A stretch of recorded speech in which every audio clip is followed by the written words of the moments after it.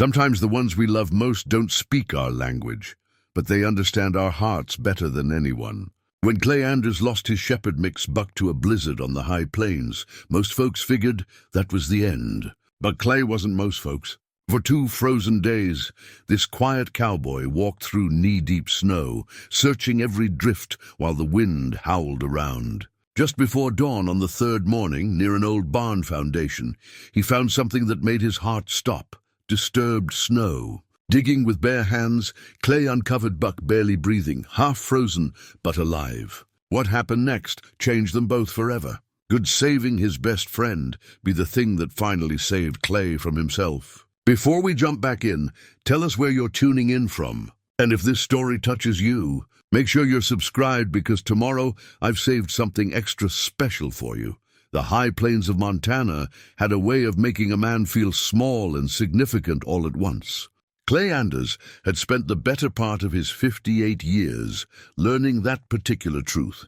First as a boy, following his father through spring calving seasons. Then as a young soldier, seeing how the world looked from the other side of an ocean. And finally, as a man trying to piece together some meaning from what remained of his life. His ranch sat at the edge of Ironwood Valley, where the land rolled out in gentle waves of prairie grass and sage, bordered by distant mountains that turned purple at sunset. It wasn't much by modern standards.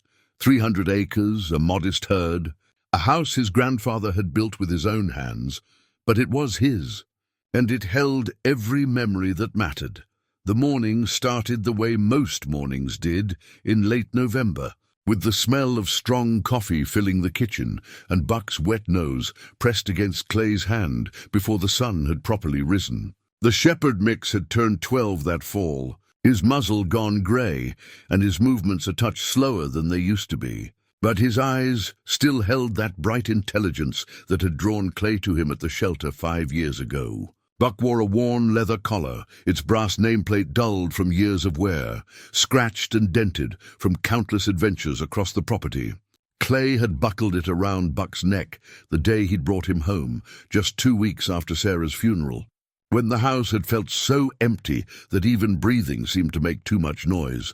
Clay poured his coffee into the same chipped mug he'd used for 30 years, watching through the window as the first light touched the snow-dusted pastures.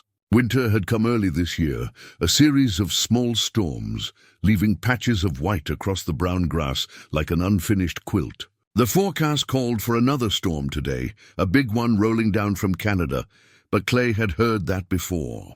Weather predictions out here were more art than science, and a man learned to read the sky for himself. Still, there was something different in the air this morning, a heaviness that made the horses restless in their paddock and sent the cattle bunching together near the barn. Buck followed Clay through his morning routine with the patient dedication of a creature who'd found his purpose. They checked on the small herd first, Clay counting them out of habit more than necessity. 23 head of Black Angus, good cattle that his father had started the herd with decades ago. Buck trotted along the fence line, his breath making small clouds in the cold air, stopping occasionally to sniff at something only a dog would find interesting. Clay watched him with the kind of attention a person reserves for things they can't imagine living without. The barn needed mucking. So Clay set to work with the practiced efficiency of someone who'd done this particular task 10,000 times before. Buck settled in his usual spot near the door, content to watch and wait. The rhythm of the work felt good, honest labor that asked nothing more of a man than his time and his back. Clay's thoughts drifted the way they often did during physical work, touching on memories like a hand trailing through water. Sarah used to bring him coffee in the barn, sitting on the hay bales while he worked, telling him about her day or the book she was reading or nothing at all. Just being near each other had been enough. She'd been gone 5 years now, cancer taking her so fast that Clay still sometimes forgot she wasn't in the house waiting for him. The grief had changed shape over time, from a sharp blade to a dull ache, but it never really left. What surprised him was how it had driven everyone else away too. Michael, their son, had wanted to process Sarah's death differently than Clay had. The boy, though he was 32 now, hardly a boy, had wanted to talk about feelings, to share memories, to cry together. Clay hadn't known how to do any of that. He'd been raised to handle hard things quietly, to work through pain rather than dwell in it. The argument they'd had 3 months after Sarah's funeral still played in Clay's mind sometimes. Michael's voice breaking as he accused his father of not caring, of shutting everyone out, of choosing to be alone. Clay had told himself Michael would understand eventually, would see that some men just needed space to grieve. But eventually had turned into years, and the space between them had grown too wide to cross. Buck had appeared at exactly the right moment, or maybe the exact wrong one, depending on how you looked at it. Sarah had always wanted a dog, but life on a working ranch left little time for pets. After she died, Clay had driven to town one Saturday, with no particular destination in mind, just needing to be moving. He'd passed the animal shelter and seen a sign about adoption hours. Buck had been in the last kennel, a 3-year-old surrender with sad eyes and a gentle way of pressing against the chain-link fence. The volunteer said he was calm, house-trained, good with people. Clay had taken him home that same day. If he was being honest with himself, something he tried to avoid, Buck had become a replacement for all the human connection Clay had let slip away. The dog didn't ask difficult questions or expect emotional availability. He just stayed close, and that had been enough to keep Clay from disappearing entirely into his grief. The town of Ironwood sat 12 miles down the 2-lane highway, population 800 and declining. Clay made the drive once a week for supplies, though he could have stretched it to every 2 weeks if he'd wanted to. Martha's Diner sat on Main Street, the kind of place where the coffee was always hot and the pie was always good. Martha Colson had owned it for 30 years, since before her husband died in a logging accident. She was somewhere in her 60s now, sharp-eyed and sharp-tongued in equal measure, and she'd taken to watching Clay with the concerned attention of someone who recognized a fellow survivor. "You eating enough out there?" she'd asked the last time he'd come in, sliding a piece of apple pie across the counter without being asked. "I'm fine." "Martha, that's what every man says right up until he's not fine." But she'd let it drop, the way she always did, respecting the boundaries, even as she gently tested them. Doc Hensley ran the only veterinary practice in 3 counties, a small clinic attached to his house on the edge of town. Clay had brought Buck in for his shots last month, and the doc had given him a long look while checking the dog over. "How are you holding up, Clay?" "Same as always." Doc had nodded slowly, his weathered hands gentle on Buck's fur. "That's what worries me. Same as always isn't always good enough." But like Martha, he hadn't pushed. The people out here understood that a man's privacy was as important as the air he breathed. Tom Garrett ran the neighboring ranch, a sprawling operation 3 times the size of Clay's spread. He was a good decade younger, with a wife and 2 teenage daughters, the kind of family that made Clay ache with something he couldn't quite name. Tom had a way of checking in without making it obvious, driving by to discuss fence lines or cattle prices, always with an extra thermos of coffee and a willingness to talk or not talk as the situation required. Clay appreciated it more than he knew how to express, though he suspected Tom understood anyway. By mid-morning, the temperature had dropped noticeably, and the sky had taken on a peculiar yellowish-grey cast that Clay recognized. The storm was coming, no doubt about it now. He brought the horses into the barn, their usual grazing pasture too exposed for what was heading their way. Buck stayed close during the work, his instincts telling him something was shifting in the world. Clay noticed how the dog kept glancing toward the northwest, where the storm clouds were building like a distant mountain range. Inside the house, Clay built up the fire in the wood stove and checked his supplies. He had plenty of food, water, firewood stacked high on the porch. The generator was full of gas in case the power went out, which it probably would. This wasn't his first Montana blizzard, not by a long shot. He'd weathered worse and come through fine. But something about this one felt different, though he couldn't have said why. Buck seemed to feel it too, pacing between the windows with an unusual restlessness. "Easy, boy," Clay said, running his hand along Buck's back. The dog settled slightly, but kept his attention fixed on the world beyond the glass. Lunch was simple: soup from a can, bread he'd bought in town last week. Clay ate standing at the counter, watching the first snowflakes begin to fall. They came slowly at first, almost lazy in their descent, but within an hour the wind had picked up and the snow was falling in earnest. Visibility dropped to maybe 50 yards, then 30, then less. The world beyond the windows turned into a swirling white void, punctuated only by the dark shapes of the nearest trees and buildings. Buck pressed close to Clay's leg, a warm, solid presence that had become as natural as breathing. Clay's hand found the worn leather collar, his thumb tracing over the brass nameplate out of habit. 5 years of daily wear had softened the leather and scratched the brass, but the collar had held up as well as Buck had. They'd been through a lot together: harsh winters and brutal summers, long quiet evenings and early mornings when the coffee was still brewing. Buck had been there through all of it, patient and loyal, in a way that made Clay wonder what he'd done to deserve such unquestioning devotion. "Storms here," Clay said aloud, though whether he was talking to Buck or to himself wasn't entirely clear. "We'll ride it out like we always do." By afternoon, the storm had intensified beyond what the forecast had predicted. The wind howled around the corners of the house, driving snow against the windows so hard it sounded like sand. Clay checked the animals twice, fighting his way through drifts that were already knee-deep, making sure everyone had food and water and shelter. Buck tried to follow him out the first time, but Clay ordered him to stay. The conditions were too dangerous for a dog, even one as sturdy as Buck. The shepherd mix had whined but obeyed, watching anxiously from the window until Clay returned. The power went out around 4 in the afternoon. No surprise there. Clay lit the oil lamps and added wood to the stove. The house settled into that particular quality of stillness that came with winter storms, a sense of being cut off from the world that was both isolating and oddly comforting. Buck lay by the stove, his chin resting on his paws, eyes following Clay's movements around the room. Dinner was early, another simple meal that Clay barely tasted. His mind kept drifting to other storms, other winters. The year Michael was 8, and they'd been snowed in for 5 days.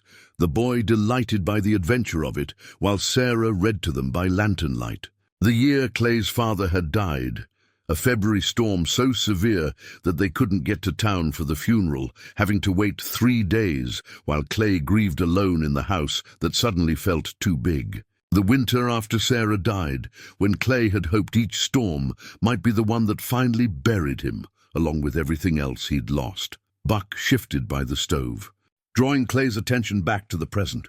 The dog was watching him with that knowing look, the one that suggested Buck understood more than seemed possible for a creature without language. Clay crossed to him, kneeling down to scratch behind Buck's ears. "What do you see, boy? You reading my mind again?" Buck's tail thumped twice against the floor, his version of an answer.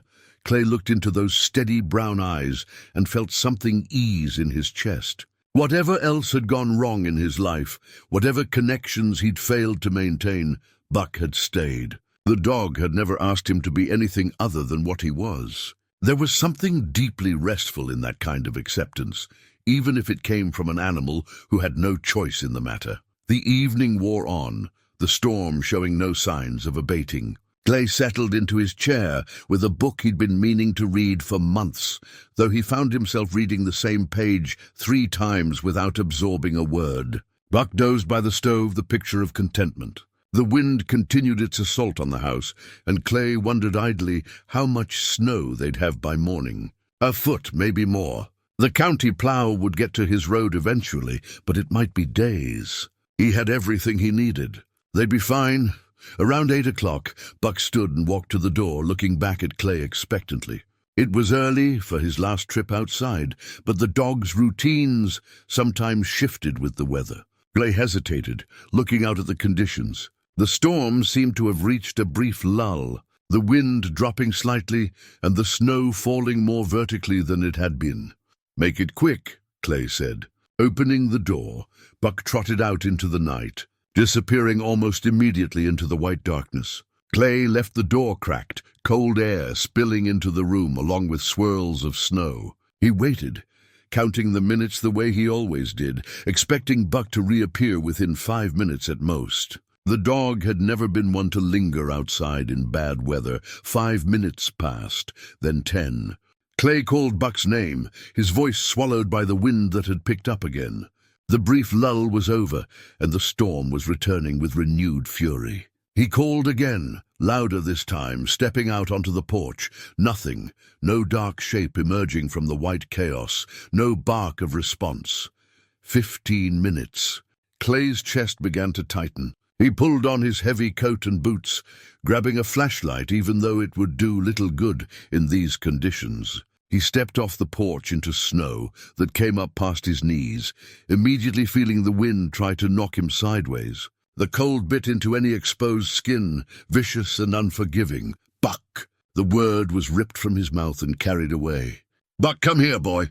He made a circuit of the yard, staying close to the house so he wouldn't lose his bearings. The flashlight beam showed him nothing but driving snow, a wall of white that made direction meaningless. He called until his throat was raw, searched until his hands and face had gone numb. But there was no sign of Buck anywhere.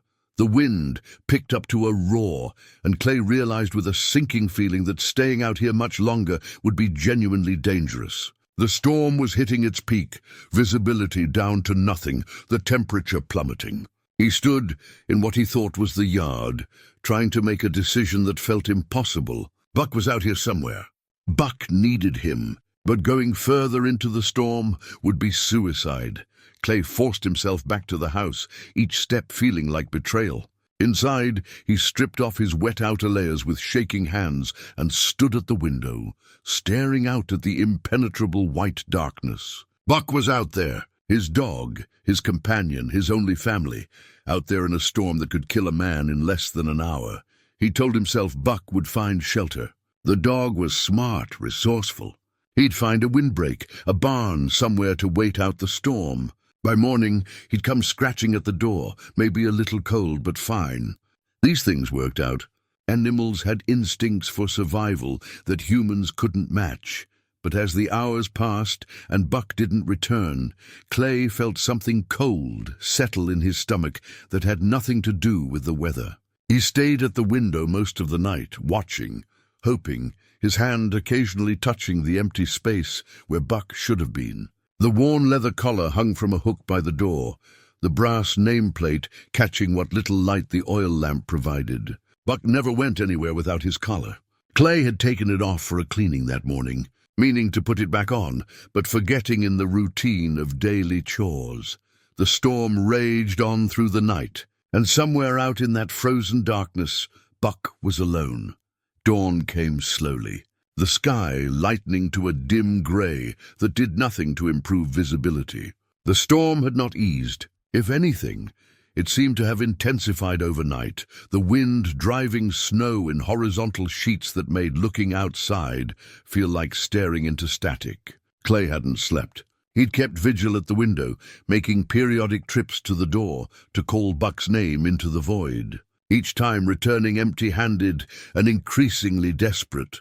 The coffee he'd made at first light sat untouched on the counter, grown cold while Clay stood motionless, trying to think through the growing panic in his chest. Buck had been out there all night, 12 hours in sub-zero temperatures and wind that could strip the warmth from a body in minutes. The realistic part of Clay's mind whispered what he didn't want to hear, that no dog could survive these conditions for this long. But the part of him that had carried Buck's worn leather collar to the door and traced the brass nameplate. 100 times during the night refused to accept that possibility.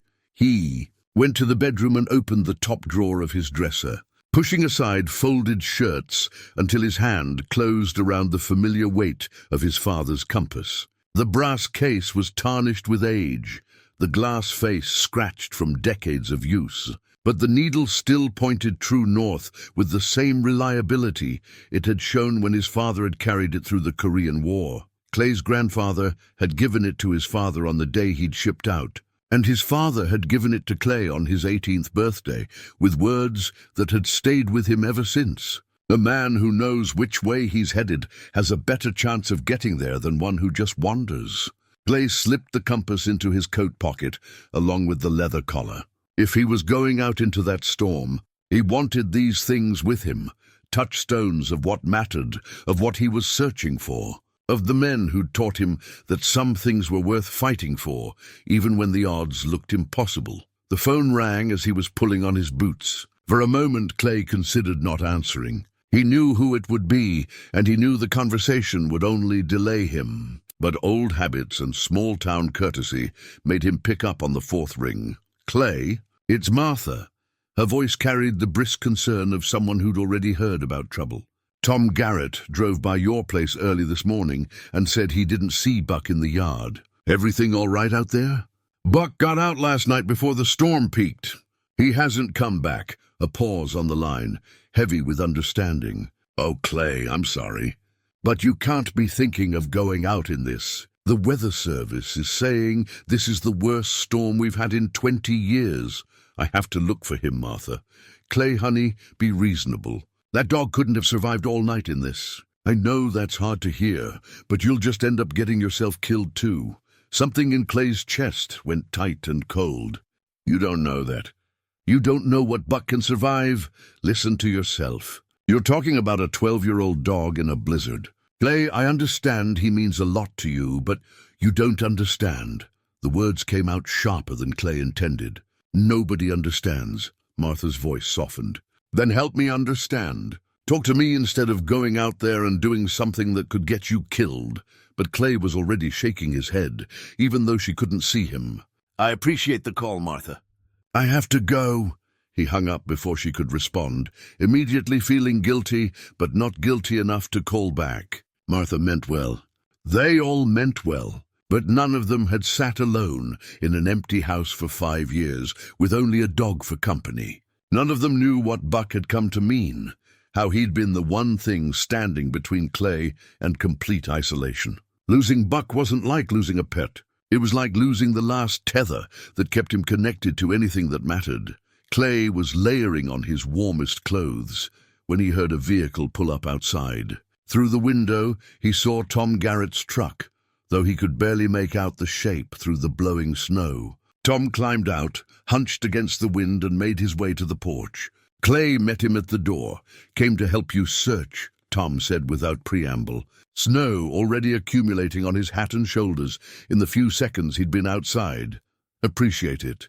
But I can handle this myself." Tom's weathered face showed patience mixed with determination.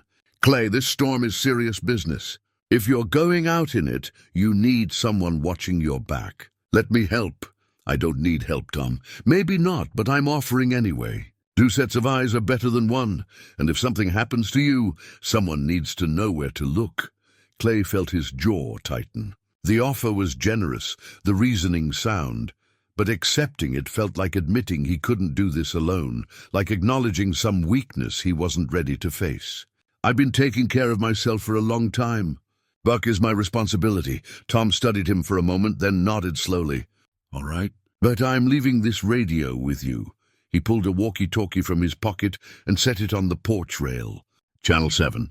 If you get in trouble, call. I'll be listening." "I won't need it, probably not. But take it anyway, for my peace of mind, if nothing else." After Tom left, Clay stood on the porch holding the radio, feeling the weight of it in his hand. He knew what it represented: connection, community, the acknowledgement that he wasn't as self-sufficient as he pretended to be. With a grimace, he tucked it into his pocket alongside the compass and the collar. If it made Tom feel better, fine. Clay had no intention of using it. The moment he stepped off the porch into the full force of the storm, Clay understood why everyone had tried to talk him out of this. The wind hit him like a physical force, so strong he had to brace himself to keep from being knocked over. Snow stung his exposed face and immediately began working its way into every gap in his clothing. The cold was beyond bitter. It was vicious, predatory, looking for any weakness to exploit. His breath froze in his beard before he'd taken 3 steps. But somewhere out in this frozen hell was Buck, and Clay would walk through worse if he had to. He pulled out the compass, using its steady needle to orient himself. The property wasn't huge, but in these conditions it would be easy to get turned around, to lose track of which direction was which. He started with a systematic search pattern, working his way from the house in gradually expanding circles. Every few minutes he'd stop and call Buck's name, though the wind tore the words away before they could carry any distance. The first hour was pure misery. Snow accumulated on Clay's shoulders and head faster than he could brush it off. His hands, even in heavy gloves, began to ache with cold. The flashlight beam showed him nothing but an endless wall of white. He checked Buck's favorite spots, the old oak tree where he liked to nap in summer, the corner of the horse barn where mice sometimes nested, the fence line where rabbits left tracks. Nothing, no sign that Buck had been anywhere near these places. Clay's mind began playing tricks on him, showing him dark shapes in the snow that dissolved into nothing when he got close. Twice he thought he heard barking, only to realize it was the wind creating sounds that his desperate brain interpreted as what he wanted to hear. The frustration built alongside the cold, a different kind of ache settling into his bones. The second hour was worse. Clay's exhaustion was starting to show, his movements slower, less coordinated. He stumbled over hidden obstacles beneath the snow, caught himself on fence posts he almost walked into. The compass in his pocket remained his only reliable guide, its needle pointing steadily north, while everything else in the world lost definition. He thought about his father carrying this compass through frozen Korean winters, about the men his father had searched for in the snow, some found alive and some not. His father had once told him that the hardest part wasn't the searching, it was deciding when to stop. "You can't save everyone," his father had said, "but you have to try until you know for certain there's no one left to save." Clay wasn't ready to know that for certain. Not yet, not about Buck. By the time he forced himself back to the house, 3 hours had passed and he'd found nothing. No tracks, no shelter where Buck might have taken refuge, no sign of the dog at all. Inside, Clay stripped off his wet outer layers with hands that shook from both cold and something deeper. He stood at the sink, running warm water over his fingers until feeling returned in painful prickles. His face in the mirror over the sink looked haggard, older than it had yesterday, eyes hollow with a combination of sleeplessness and fear. The storm showed no signs of stopping. Through the window, the world remained a featureless white chaos. Somewhere out there, maybe huddled against a building, maybe in a snowdrift, maybe not anywhere at all anymore, was Buck. Clay picked up the worn leather collar from where he'd left it on the counter, his thumb finding the brass nameplate and the scratch marks that told the story of 5 years together. 5 years of Buck's patient presence, his steady companionship, his uncomplicated love. 5 years of having one creature in the world who needed Clay and depended on him, and never asked for anything more than food and a warm place to sleep and the occasional ear scratch. Clay closed his fingers around the collar until the leather bit into his palm. The weight of the compass in his other pocket reminded him of his father's words about searching until you knew for certain. He wasn't there yet. Exhausted, frozen, rational thinking clouded by desperation, but not there yet. He would rest for an hour, warm up, eat something to keep his strength up. Then he'd go back out. The storm wouldn't last forever. Eventually it would break, and when it did, Clay would search every inch of this property until he found Buck, or until there was nowhere left to look. He owed the dog that much. Buck had never given up on him, not even when Clay had been at his worst, when grief had made him mean and distant and barely human. The dog had stayed, patient and loyal through all of it. Now it was Clay's turn to be patient, to be loyal, to keep searching no matter what the weather did or what anyone else said about the odds. He settled into the chair by the window, the collar on his lap, and the compass on the table beside him, watching the storm and waiting for dawn of another day. The second dawn came with no improvement in conditions. Clay had managed perhaps 2 hours of fitful sleep in the chair, jerking awake each time, with Buck's name on his lips. The storm continued its assault, though the wind had shifted direction slightly, now coming more from the northwest. Clay took this as a small mercy. At least the weather was behaving in some predictable way, even if that behavior remained hostile. He made coffee that he drank standing at the stove, forcing down a piece of toast he didn't want because some distant part of his brain recognized that his body needed fuel for what was coming. In his shirt pocket, folded carefully to protect it from moisture, was a photograph of Sarah. He'd carried it there for the past 5 years, a habit so ingrained that he sometimes forgot it was there until his hand touched his chest and felt the slight bulkiness of it. The photo showed Sarah in their kitchen, laughing at something beyond the frame, sunlight making her hair glow golden. Michael had taken it 2 years before she got sick, captured one of those perfect ordinary moments that became precious only after they were gone. Clay touched the pocket now, feeling the photograph's presence, and thought about the day he'd brought Buck home. He'd been numb with grief then, moving through the world like a man underwater, everything muffled and distant. Sarah had been gone 2 weeks. The house still smelled like her lavender soap. Her coffee cup still sat in the dish drainer. Her reading glasses remained on the nightstand, and Clay couldn't bring himself to move any of it. Michael had been calling every day, wanting to talk, wanting Clay to come stay with him in Billings. Clay had made excuses. He couldn't leave the ranch. The animals needed him. He'd be fine. The truth was, he didn't want Michael to see him like this, broken and barely functional, a pale shadow of the father Michael deserved. So he'd kept pushing his son away, insisting he was handling things, until Michael had finally stopped calling so often. Another thing Clay had managed to destroy through his determination to suffer alone. That Saturday, driving aimlessly through town, he'd seen the animal shelter sign. Later, Clay couldn't have explained what made him pull in.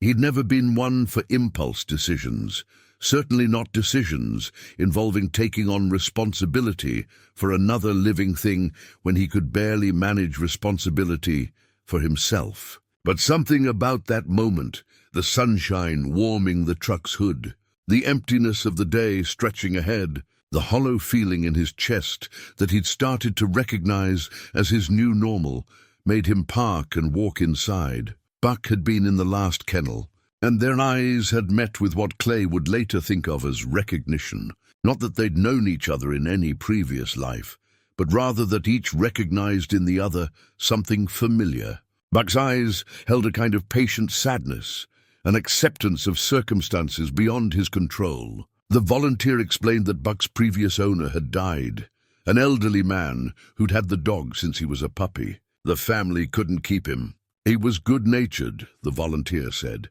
Quiet, needed someone patient, someone willing to let him adjust at his own pace. Clay had taken him home that afternoon. The dog had sat in the passenger seat looking out the window, not making a sound. At the house, Buck had explored carefully, sniffing each room, eventually settling on a spot by the wood stove. That first night, when Clay had woken from a nightmare about Sarah's final days in the hospital, Buck had been there beside the bed, as if he'd known Clay might need a steady presence in the darkness. Something in Clay's chest had eased a fraction, just enough to let him breathe a little deeper. That had been 5 years ago. And in all that time, Buck had never failed to be exactly what Clay needed: patient, present, undemanding. The dog had seen him through the worst of the grief, had sat with him through the long nights when the weight of Sarah's absence felt like it might crush him, had been there when Michael's calls stopped coming regularly, when the space between father and son became something that felt permanent.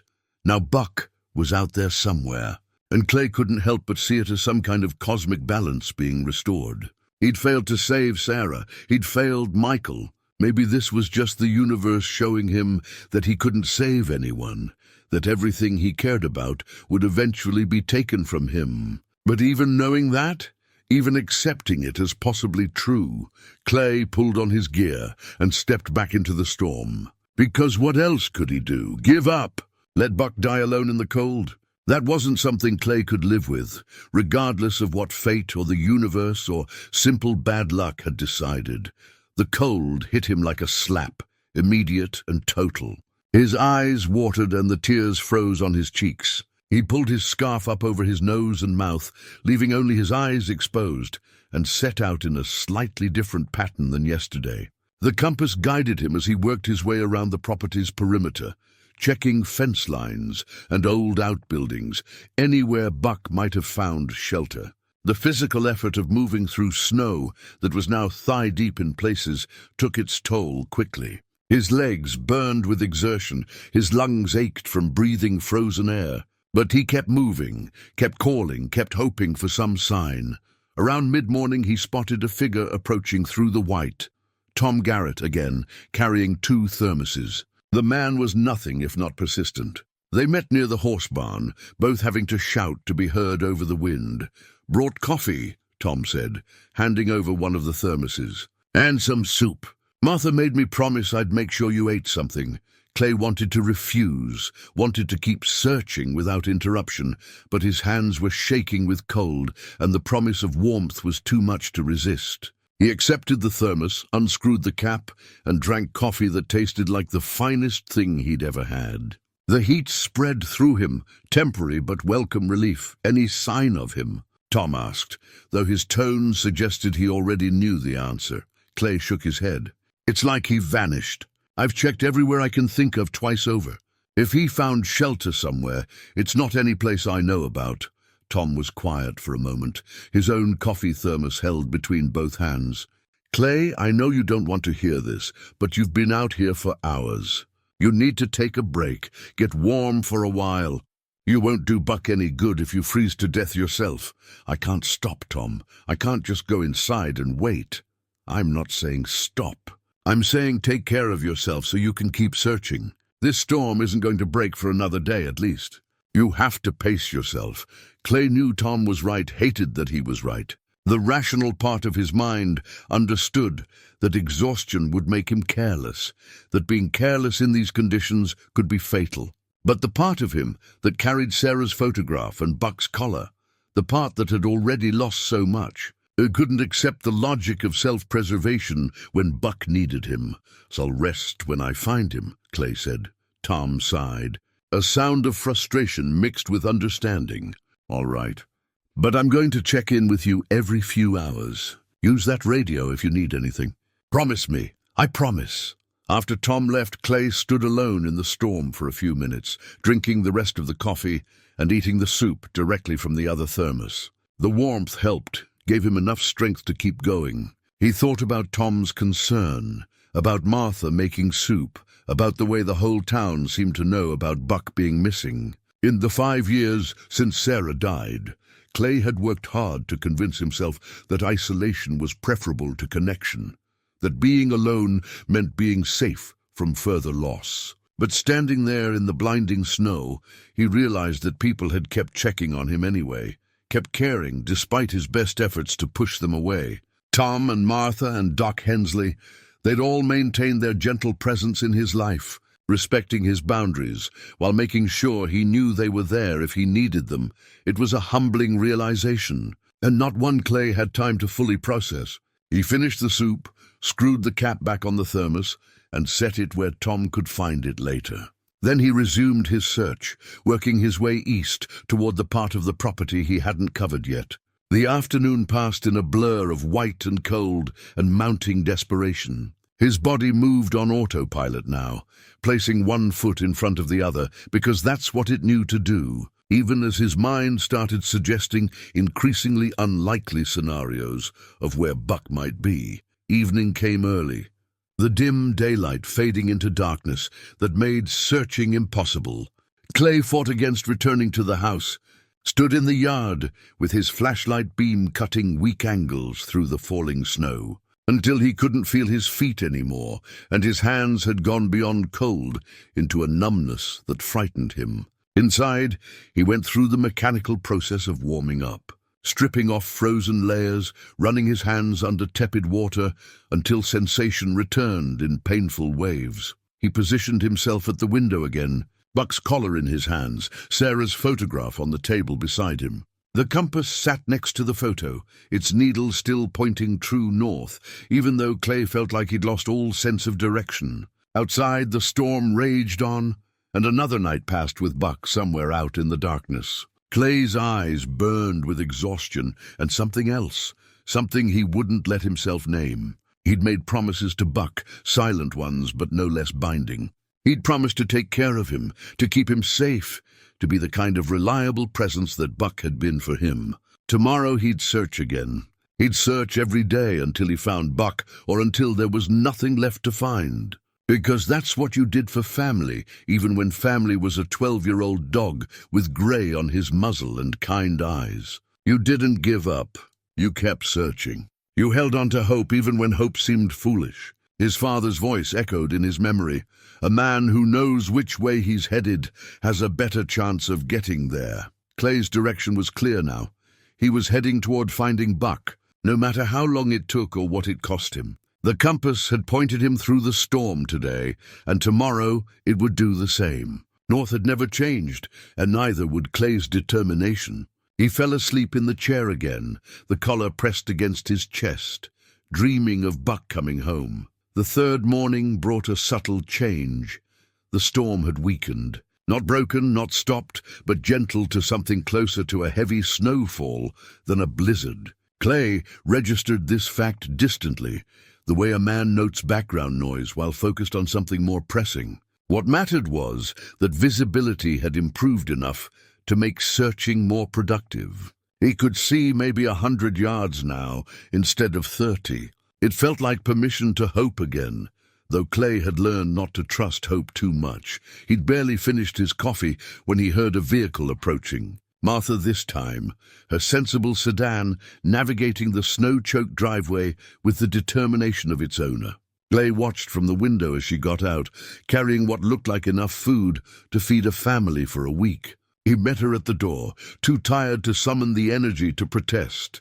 "Before you say anything," Martha began, pushing past him into the house, "I'm not here to tell you to give up or be reasonable or any of that. I'm here because you need to eat properly. And we both know you're not doing that." She set bags on the counter and started unpacking. Casserole dishes, containers of soup, fresh bread, a thermos of what smelled like beef stew. Clay stood awkwardly in his own kitchen, unsure how to respond to this invasion of practical kindness. "Martha, I appreciate this, but nothing. Sit down and eat some of this stew before you go back out there."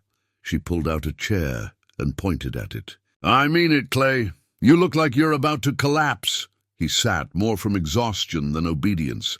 Martha ladled stew into a bowl and set it in front of him, along with thick slices of bread. The smell made his stomach clench with hunger he hadn't acknowledged. He ate mechanically at first, then with increasing awareness of how good real food tasted, how much his body needed this. Martha poured herself coffee and sat across from him, her hands wrapped around the mug. She was quiet while he ate, respecting the silence in the way she'd learned to do over the years of running a diner in a small town. When Clay finally set down his spoon, she spoke in a voice that carried no judgment, only understanding. "My husband John died 22 years ago this spring. Logging accident up in the North Forest. He was 41 years old, strong as an ox, thought he was invincible." She stared into her coffee. "For a long time after, I couldn't see any reason to keep going. We didn't have kids. The diner was just a business, not a calling. I thought about selling it, thought about moving away, starting over somewhere nobody knew me as John's widow." Clay listened, surprised. Martha rarely talked about her husband, rarely shared anything personal despite their years of acquaintance. "What stopped me?" Martha continued. "Pure stubbornness at first. Then this stray cat started showing up at the diner's back door. Scraggly thing, half-starved. I fed her and she kept coming back. Eventually moved right in, made herself at home in the corner booth, like she owned the place. Had her for 16 years before she passed." Martha looked up at Clay. "That cat didn't fix my grief, didn't replace John. But she gave me something to take care of besides myself, and some days that was the only thing that got me out of bed." Clay felt his throat tighten. "Buck's not just something to take care of, Martha. I know he's not. That's not what I'm saying." Her eyes were kind but direct. "What I'm saying is, I understand what you're doing out there. I understand that you're not just searching for a dog. You're searching for the one thing in your life that hasn't left you yet, the one connection you've got left that feels safe. The words hit closer to truth than Clay was comfortable with. He looked away, focusing on the empty bowl in front of him. But Clay, Martha said gently, Buck being out there doesn't mean you have to be alone in here. People care about what's happening to you. The whole town knows about the search. Folks are asking about you, wanting to help. You don't have to carry this by yourself. I don't know how to do it any other way, Clay admitted, the words coming out before he could stop them. Martha reached across and patted his hand. I know, that's why we keep showing up, because eventually you'll remember how. After Martha left, Clay felt something shift in his chest, not quite acceptance, but maybe recognition. She'd understood without him having to explain, had seen through his walls without trying to tear them down. It was disarming and comforting in equal measure. He resumed his search with renewed determination, working through areas he'd covered before, but with better visibility now. The barn was his third stop, and in the far corner, half buried under some straw, he found Buck's rope toy. The braided rope was faded and frayed from years of play, one end completely unraveled where Buck liked to grip it during their tug-of-war games. Clay picked it up with trembling hands, and the memories hit him like a physical blow. Summer afternoons in the yard, Buck young and energetic, bringing the rope to Clay again and again, never tiring of the game. Lazy evenings on the porch, Buck gnawing contentedly on one end while Clay read. That first Christmas after Sarah died, when Clay had almost let the day pass unmarked, but Buck had dropped the rope in his lap like an invitation back to the world. They'd played until Clay's arms ached, and Buck collapsed panting but happy. And for a few hours, the grief had receded enough for Clay to breathe. He sank down onto a hay bale, the rope clutched in both hands, and let himself cry. Just for a moment, just enough to release some of the pressure that had been building in his chest. The sobs came rough and painful, 5 years of suppressed emotion finding an outlet through this one frayed piece of rope. When he finally got himself under control, he tucked the rope into his jacket, next to Sarah's photograph and Buck's collar. He was accumulating artifacts of loss, tangible reminders of what mattered. The afternoon brought another visitor. Doc Hensley's truck appeared around 3 o'clock, and Clay met him in the yard. The veterinarian's face was grave beneath his snow-dusted hat. Clay, I've been hearing about your search. Wanted to check on you and see if there's anything I can do. Unless you can make Buck materialize, I don't think so. Doc nodded slowly. I want to be straight with you because I think you deserve honesty. A dog of Buck's age in these conditions for this long, the chances aren't good. I'm not telling you to stop looking, but I am telling you to prepare yourself for what you might find. Clay knew Doc meant well, knew the man was trying to cushion an inevitable blow, but hearing it stated so plainly made it feel more real, more final. I know the odds, Doc. I've known them from the start, but I can't just accept it without trying everything. I understand. But when you do find him, Doc paused, choosing his words carefully. If he's gone, bring him to me. Don't leave him out there. He deserves better than that, and so do you. After Doc left, Clay stood in the yard feeling the weight of those words. They carried an assumption, a foregone conclusion dressed up as kindness. Everyone seemed to think Buck was already dead, that Clay was just going through the motions of grief rather than conducting a genuine rescue. Maybe they were right. Maybe he was fooling himself, chasing impossible hope because the alternative was too painful to face. But as the afternoon wore on and Clay continued his methodical search, he realized something. It didn't matter what anyone else thought about the odds. This wasn't about statistics or reasonable expectations. It was about loyalty. Buck had never abandoned Clay, not through the worst of his grief, not through his self-imposed isolation, not through all the ways Clay had failed to be the kind of person who deserved such devotion. Now Buck needed him, and Clay would search until he'd exhausted every possibility, until he knew for absolute certain that there was nothing more to be done. He worked until darkness fell again, covering ground he'd covered before, checking places he'd already checked, driven by a determination that felt almost separate from conscious thought.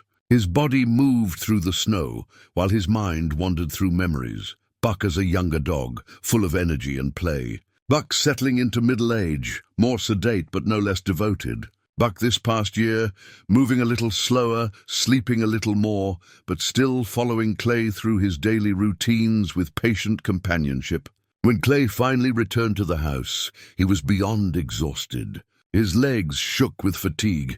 His hands could barely grip the door handle. Inside, he sat at the kitchen table with the rope toy, the collar, the photograph, and the compass spread out before him like some kind of shrine. These objects told the story of his life: a wife lost to cancer, a son pushed away by grief, a father's legacy of persistence, and a dog who'd held him together through all of it. Tomorrow would be the 4th day of searching. The storm had passed its peak, but Buck had been out there for nearly 3 full days now. Clay's rational mind knew what that meant, but his heart, stubborn and foolish as it was, refused to accept it. He'd search one more morning, he decided. One more systematic sweep of the property, checking every structure, every possible shelter, every place Buck might have crawled to wait out the storm. And if he found nothing, then, well, Clay wasn't ready to think about then. One more morning. That's all he was promising himself. Just one more dawn, one more search, one more chance to prove that hope wasn't always a fool's errand. He fell asleep at the table, his head pillowed on his arms, surrounded by the artifacts of everything he'd loved and lost, and was desperately trying not to lose again. Clay woke in the pre-dawn darkness, his neck stiff from sleeping at the table, his mind immediately returning to the same thought that had consumed him for days. Buck. But something was different this morning. The quality of the silence had changed. Through the window, he could see stars, actual stars, clear and bright against a black sky. The storm had finally broken. He made coffee in the dark, not bothering with lights yet, watching as the eastern horizon began to pale. There was a strange clarity in his mind this morning, a kind of still center he hadn't felt since before Sarah got sick. Maybe it was exhaustion, or maybe it was acceptance trying to sneak in through the back door. But Clay felt oddly calm as he stood at the window with his coffee, watching the day arrive. In his pocket, he carried his mother's handkerchief. She'd embroidered it herself years ago, delicate blue flowers along the edges, her initials in the corner. Clay's father had given it to him after her death, along with her Bible and her wedding ring. "She was the strongest person I ever knew," his father had said. "Stronger than any soldier I served with. She just did it quiet-like, so people didn't always notice." Clay pulled the handkerchief out now, running his thumb over the careful stitches. His mother had been a woman of deep faith and deeper pragmatism. She'd lost 2 children to illness before Clay was born, facts he'd only learned as an adult. She'd lived through the Depression and the war, had buried both her parents before she was 30. But Clay's clearest memories of her were of humming while she worked, of her hands patient in the garden, of her saying grace over suppers that were sometimes meager but always offered with gratitude. "The Lord gives us what we can carry," she used to say, "even when we think we can't carry another thing." Clay wondered what she'd think of him now, a man who'd carried grief so long it had become part of his identity, who'd pushed away his own son because feeling too much hurt too badly. She'd probably look at him with those clear grey eyes and ask him what he thought he was doing, hiding from life like it was something to be feared rather than lived. The thought was uncomfortable enough to make Clay move. He pulled on his gear, noting with some relief that the wind had died completely. The stillness outside was almost eerie after days of howling storm. Fresh snow covered everything in smooth drifts, unmarked and pristine in the growing light. It would make Buck harder to find if he was buried, but it also meant Clay could see any new tracks, any sign of movement. He'd been avoiding the old barn foundation. The structure had collapsed 20 years ago during a spring thaw, and Clay's father had never gotten around to clearing the debris. The foundation itself remained, a concrete rectangle partially filled with rotted timber and rusted metal, surrounded by what had once been supporting walls. The whole area was unstable, dangerous. Clay had fenced it off years ago and mostly forgot about it. Buck had never shown interest in going there. Too many sharp edges, too much debris. It wasn't the kind of place a dog would choose for shelter. But Clay realized now he'd been making assumptions about where Buck would go, using logic that might not apply to a confused, frightened animal in a storm. He'd checked all the obvious places, all the safe places. Maybe it was time to check the places that didn't make sense. The walk to the old barn foundation took 20 minutes through snow that came up to his knees in places. The sun was rising properly now, painting the snow in shades of pink and gold, beautiful in the way that Montana winter mornings could be when they weren't trying to kill you. Clay's breath made clouds in the still air, and for the first time in days he could hear the silence, complete, absolute silence broken only by the crunch of his boots. He thought about Michael as he walked. The argument they'd had 3 months after Sarah died. Michael had driven up from Billings, had sat in the kitchen and tried to talk about grief, about seeing a counselor, about not isolating himself. Clay had shut him down, had said things he regretted even as they were leaving his mouth. Things about Michael being too young to understand, about needing to handle things his own way, about not needing anyone to tell him how to feel. Michael had left angry, hurt, and Clay had let him go. Had even felt a kind of grim satisfaction that he'd managed to push away the last person who cared enough to try. But standing here in the quiet morning, Clay saw it differently. Michael hadn't been trying to fix him or tell him how to grieve. His son had been reaching out, trying to build a bridge across the gulf that Sarah's death had opened between them. And Clay had burned that bridge because bridges required vulnerability.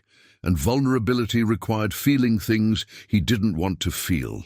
Buck had filled the space where human connection should have been. The dog had asked nothing of Clay except presence, had never pushed him to talk or feel or heal. That had seemed like mercy at the time.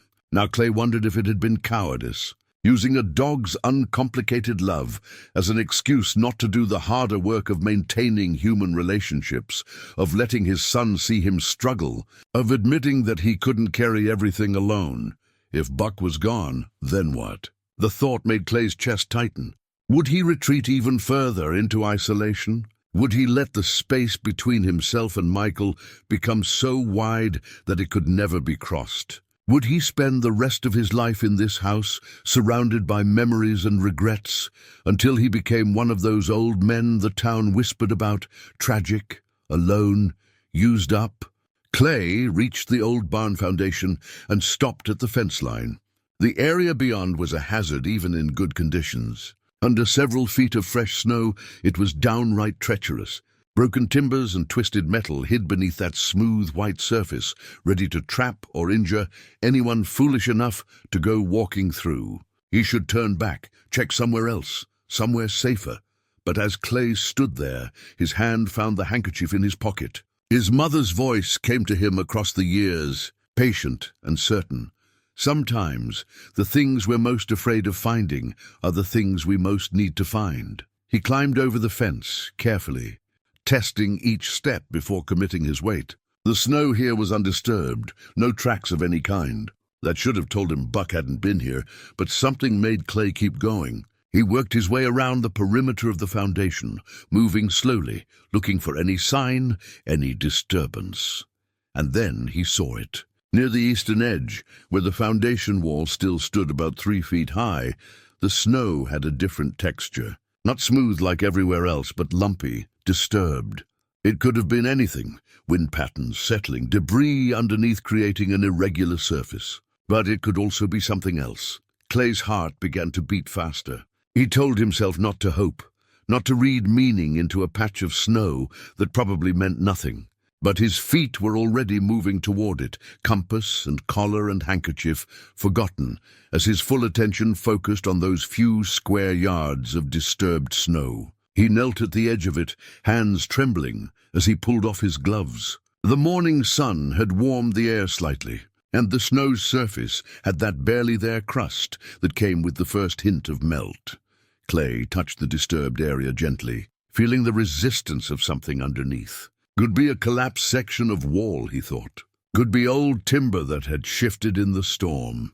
could be any one of a dozen things that weren't what he desperately hoped it might be. But that small voice in his head, the one that sounded like his mother, whispered, "What if it isn't nothing?" He began to dig carefully at first, then with increasing urgency, as his hands found not concrete or wood, but something else. Something that felt like fabric, like fur. His vision blurred and he realized he was crying, tears freezing on his cheeks as he dug faster, uncovering more and more of what his mind was finally allowing him to believe might actually be Buck. The sun climbed higher, warming Clay's back as he worked. All the exhaustion, all the pain, all the fear of the past 3 days seemed to condense into this single moment. His hands were in the snow, clearing away what covered this shape that was becoming more defined, more undeniably real. And somewhere beneath the surface, perhaps still alive, perhaps not, was the answer to the question that had driven Clay through the storm and the cold, and the absolute conviction that he couldn't lose one more thing without losing himself entirely. Dawn had come fully now, the sky brilliant blue and cloudless. Clay's breath came in ragged gasps as he worked, and in his mind he was repeating the same words over and over like a prayer. Please, please, please, let this be him. Let him be alive. Just this once, let something work out. The handkerchief was forgotten in his pocket, the compass no longer needed now that he'd found what he was searching for. All that mattered was this patch of disturbed snow and what it might contain. Hope or heartbreak, salvation, or one more loss to add to the collection. Clay dug deeper, and the answer waited just beneath his hands. Clay's bare hands burned with cold as he dug through the snow, but he didn't care. His fingers found fur, actual fur, thick and matted with ice, and his heart lurched so violently he thought he might be sick. He forced himself to slow down, to be careful even though every instinct screamed at him to dig faster, to uncover Buck completely, to know right now whether he was too late. He cleared snow from what he realized was Buck's back, the familiar brindled pattern of his coat visible beneath the layer of frost. Clay's hands moved to where Buck's head should be, clearing carefully around the face, terrified of what he'd see. Buck's eyes were closed, his muzzle pressed against his front paws, as if he'd simply curled up to sleep. Frost clung to his whiskers and the fur around his eyes. "He wasn't moving, Buck," Clay whispered, his voice breaking on the single syllable. "Buck boy, I'm here, nothing. No response, no movement." Clay's vision swam as tears came in earnest now, hot against his frozen face. He was too late. After everything, after 3 days of searching in impossible conditions, after refusing to give up when everyone said he should, he'd found Buck only to lose him anyway. The cruelty of it was almost more than Clay could process, but then he saw it, the smallest movement, so slight, he almost missed it. Buck's side rose, barely perceptible, then fell. Another breath, shallow and weak, but undeniably there. Buck was breathing. Buck was alive. The realization hit Clay like a physical blow. "Oh God," he said, and it was a prayer, a thank you, and a plea all at once. "You're alive. You're still here. I've got you, boy. I've got you." He worked faster now, but with shaking hands, clearing snow from Buck's body, trying to assess the situation. The dog was wedged into a collapsed section of the foundation, his body pressed against the concrete wall in what must have been a desperate attempt to find shelter from the storm. The debris from the old barn had created a partial roof above him. Keeping some of the snow off, giving him just enough protection to survive. But the space was tight, and getting Buck out without hurting him would require care. Clay talked continuously as he worked, his voice rough with emotion. "I'm sorry I didn't find you sooner. I'm so sorry, Buck. I looked everywhere. I should have checked here first. You must have been so scared, so cold. But you held on, good boy. Such a good boy. I'm going to get you out of there, and we're going home, and you're going to be fine. You have to be fine." He had to dig around Buck carefully, clearing snow and debris, looking for the best angle to pull him free. The dog's back legs seemed trapped under a piece of timber, and Clay had to work to shift it without causing more damage. His hands were beyond numb now, operating on muscle memory and determination alone. Blood welled up from small cuts where sharp edges of metal had scraped him. But he barely noticed. Finally, after what felt like hours, but was probably only minutes, Clay had cleared enough space to reach under Buck's body. The dog was frighteningly light, as if the storm had consumed some essential part of him. Clay could feel his ribs too easily through his coat, could see how his body seemed almost fragile in a way Buck had never seen before. "I'm going to lift you now," Clay said softly, positioning his hands carefully under Buck's chest and hindquarters. "This might hurt, but I'll be as gentle as I can." He lifted slowly, cradling Buck against his chest. The dog's head lolled against Clay's arm, eyes still closed, breath still shallow. Clay could feel the chill of Buck's body, even through his thick coat, could sense how close the dog had come to freezing. His heart clenched with fear. Buck was alive now, but survival in these conditions didn't guarantee recovery. They still had a long way to go. Clay looked down at Buck, at the frost-covered muzzle and the closed eyes, and something broke open in his chest. All the walls he'd built, all the distance he'd maintained, all the careful control he'd exercised over his emotions for 5 years. It crumbled. He pressed his face against Buck's cold fur and sobbed, great heaving breaths that shook his whole body. The tears came hot and fierce, 3 days of terror, finding release in this moment of profound relief mixed with ongoing fear. "I thought I'd lost you," Clay said into Buck's fur. "I thought you were gone, and it would be my fault for letting you out in the storm. I can't lose you, Buck. You're all I have left." Saying it out loud made Clay realize how pathetically true it was, how much he'd let his world shrink down to just himself and this dog. But there was no time to dwell on that realization. Buck needed warmth and veterinary care, and standing here crying wasn't going to provide either. Clay looked down at his heavy winter coat, the sheepskin-lined canvas jacket that had been his father's. It had kept him alive through 3 days of searching, had been the barrier between him and the killing cold. He'd need it for the walk back to the house. The temperature might be warmer than it had been, but it was still well below freezing. But Buck needed it more. Clay set Buck down gently in the snow, stripped off his coat, and wrapped it carefully around the dog's still body. The coat was far too large, but that meant Clay could bundle Buck up completely, creating a cocoon of relative warmth. He wrapped it tight, making sure Buck's head was supported, that the coat covered him fully. His own body immediately started losing heat, the wind finding every gap in his remaining layers, but it didn't matter. Nothing mattered except getting Buck home. He lifted the coat-wrapped bundle carefully, holding Buck against his chest, where the dog's body could share what little warmth Clay had left to offer. Buck's weight felt insubstantial, like holding a ghost. Clay turned toward home, orienting himself by the sun, since his hands were too full to reach for the compass, and began to walk. The journey back was both endless and immediate. Clay moved in a strange state between full awareness and something like shock, his body operating automatically while his mind spun. He held Buck close, talking to him continuously. Not sure if the dog could hear him, but needing to speak anyway. "Remember when I first brought you home?" Clay said, his voice quiet in the still morning air. "You were so calm, like you knew exactly where you belonged. You walked through the house like you'd lived there all your life, and when you settled by the stove that first night, I thought maybe Sarah sent you somehow. I know that's foolish. I know dogs don't work like that. But you showed up right when I needed someone, and you've been here ever since." Buck's breathing remained shallow but steady.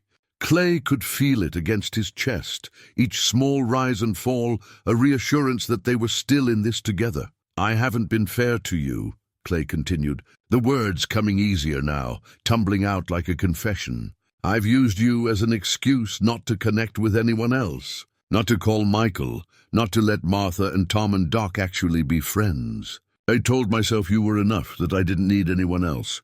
But that's not fair to you, boy. You shouldn't have to be my whole world. That's too much weight for one old dog to carry." The house came into view, solid and welcoming in the morning light. Clay's legs shook with exhaustion, and his body had begun to shiver violently from the cold, but he kept moving. Just a little farther, just a few more steps. He could rest once Buck was safe, once he'd done everything he could to ensure the dog's survival. When you get better, not if, when. Things are going to be different, Clay promised. I'm going to call Michael. I'm going to actually talk to people instead of just tolerating them. I'm going to try to be the kind of person who deserves to have you in his life. But you have to get better first, Buck. You have to hold on. He climbed the porch steps carefully, afraid of slipping with Buck in his arms. Inside, he went straight to the wood stove, kneeling down to lay Buck gently on the rug in front of it. He added wood to the fire, building it up hot and fast, then turned his attention back to Buck. The dog was still wrapped in the coat, still barely breathing, but there was color starting to return to his gums. That had to be a good sign. Clay's hands shook as he reached for the phone, dialing Doc Hensley's number from memory. The vet answered on the second ring, his voice alert despite the early hour. "Doc, it's Clay Anders. I found Buck. He's alive, but just barely. I need you here now." "I'm on my way," Doc said without hesitation. "Keep him warm and don't try to warm him too fast." "I'll be there in 20 minutes. Clay hung up and returned to Buck, settling onto the floor beside him. He unwrapped the coat slightly so he could reach Buck's fur, placing his hand on the dog's chest to feel the heartbeat. It was there, fast and irregular, but there. Clay's own heart seemed to match its rhythm, both of them fighting for survival in their own ways. The wait for Doc Hensley felt eternal. Clay stayed on the floor, his hand on Buck's chest, talking and praying and promising things he hoped he could keep. The morning sun streamed through the windows, warming the room, and slowly, almost imperceptibly, Buck's breathing began to deepen. Not much, but enough that Clay noticed, enough to feel like maybe, just maybe, they'd make it through this. Doc Hensley arrived in 18 minutes, carrying his medical bag and a portable IV stand. He didn't waste time with greetings or questions about the search. His focus went immediately to Buck, his experienced hands moving over the dog's body with practiced efficiency while Clay watched from a few feet away. "Hardly daring to breathe. Body temperature is critically low," Doc said, pulling out a thermometer. "But the fact that he's breathing on his own is good. Help me get this IV started. He needs fluids, and we need to warm him from the inside out." Clay's hands were still shaking, whether from cold or adrenaline or fear he couldn't tell, but he held Buck steady while Doc worked. The vet was gentle but quick, establishing the IV line and hanging a bag of warmed fluids. He checked Buck's paws next, examining each one carefully, his expression growing more serious. "Frostbite on all 4 paws," Doc said quietly. "Might lose some tissue, maybe a toe or two, but we won't know the extent for a few days. The good news is there's still feeling. See how he pulls back slightly when I press here." He demonstrated and Clay saw the tiny flinch. "That means the damage isn't as severe as it could be. What about internal injuries?" Clay asked, his voice hoarse. Doc palpated Buck's abdomen carefully, watching the dog's face for signs of pain. "Hard to say without x-rays. There's some tenderness here. Could be bruising from being trapped. His ribs feel intact. But Clay, I need to be honest with you." Doc sat back on his heels, meeting Clay's eyes. "Buck's 12 years old. He's been in sub-zero temperatures for at least 60 hours, possibly longer. His body has been through incredible trauma. Even young, healthy dogs don't always recover from hypothermia this severe. With Buck's age, his kidneys, his heart, there's a lot that could go wrong over the next 24 to 48 hours, but he could make it." Clay heard the desperation in his own voice. "He's alive now. That means something. It means he's a fighter, and it means you found him in time. Whether that's enough..." Doc paused. "I'm not going to lie to you. The odds aren't good. I'd say 60-40 against him at this point. But I've seen dogs beat worse odds. The next 2 days are critical. What do we need to do?" Doc outlined the plan. "Continue the IV fluids. Monitor temperature and vital signs every 2 hours. Watch for signs of kidney failure or pneumonia. Keep him warm, but not too warm. Offer small amounts of water if he became conscious." He showed Clay how to check Buck's gums for color, how to feel for the pulse in his leg, how to tell if his breathing was becoming labored. "I can take him to the clinic," Doc offered. "We have better equipment there. I can monitor him continuously." "No, The word came out sharper than Clay intended. I mean, I want him here, where he's comfortable. I'll do whatever needs doing, but I want him home. Doc nodded, unsurprised. Then I'll leave you supplies and check in every few hours. But Clay, you need to take care of yourself too. You look about ready to collapse. After Doc left, Clay realized he was still wearing only the layers he'd had under his coat. He was shivering hard, his lips probably blue, but the cold seemed distant, unimportant. He went to the hall closet and pulled down a cardboard box from the top shelf, a box he hadn't opened in 30 years. Inside was his old military medical kit from his time in the army. Clay had served 8 years, most of it with a medevac unit in Germany during the Cold War. He'd trained as a combat medic, had learned to stabilize wounded soldiers under fire, had developed the ability to work with calm precision, even when everything around him was chaos. He'd left the service at 26, when his father's health started failing, and the ranch needed him. But the training had stayed with him, buried but not forgotten. He opened the kit now, finding it remarkably well preserved. Gauze and tape, scissors and tweezers, a blood pressure cuff, a stethoscope. He pulled out the stethoscope and placed it on Buck's chest, listening to the heartbeat. Fast but regular, a sound that filled Clay with cautious hope. He wrapped the blood pressure cuff around Buck's leg, not the standard use for veterinary care, but it would give him a rough idea of Buck's cardiovascular stability. The reading was low, but not dangerously so. As Clay worked, he felt something familiar clicking into place. The methodical assessment, the monitoring of vital signs, the creation of a care schedule, this was something he knew how to do. For the first time since finding Buck, Clay felt like he had some measure of control over the situation. Not complete control, not the power to guarantee Buck's survival, but the ability to give him the best possible chance. The morning passed in a blur of activity. Clay changed Buck's position every hour to prevent pressure sores, checked his temperature and pulse religiously, adjusted the IV drip rate according to Doc's instructions. Around noon, there was a knock at the door. Martha stood on the porch with more food and a thermos of coffee. Doc called me, she said simply. Told me you'd found Buck and might need some support. Clay wanted to tell her he had things under control, that he didn't need help. But looking at her face, kind and concerned and completely genuine, he found himself nodding instead. Come in. Martha set up her offerings in the kitchen and then sat in the chair near where Buck lay by the stove.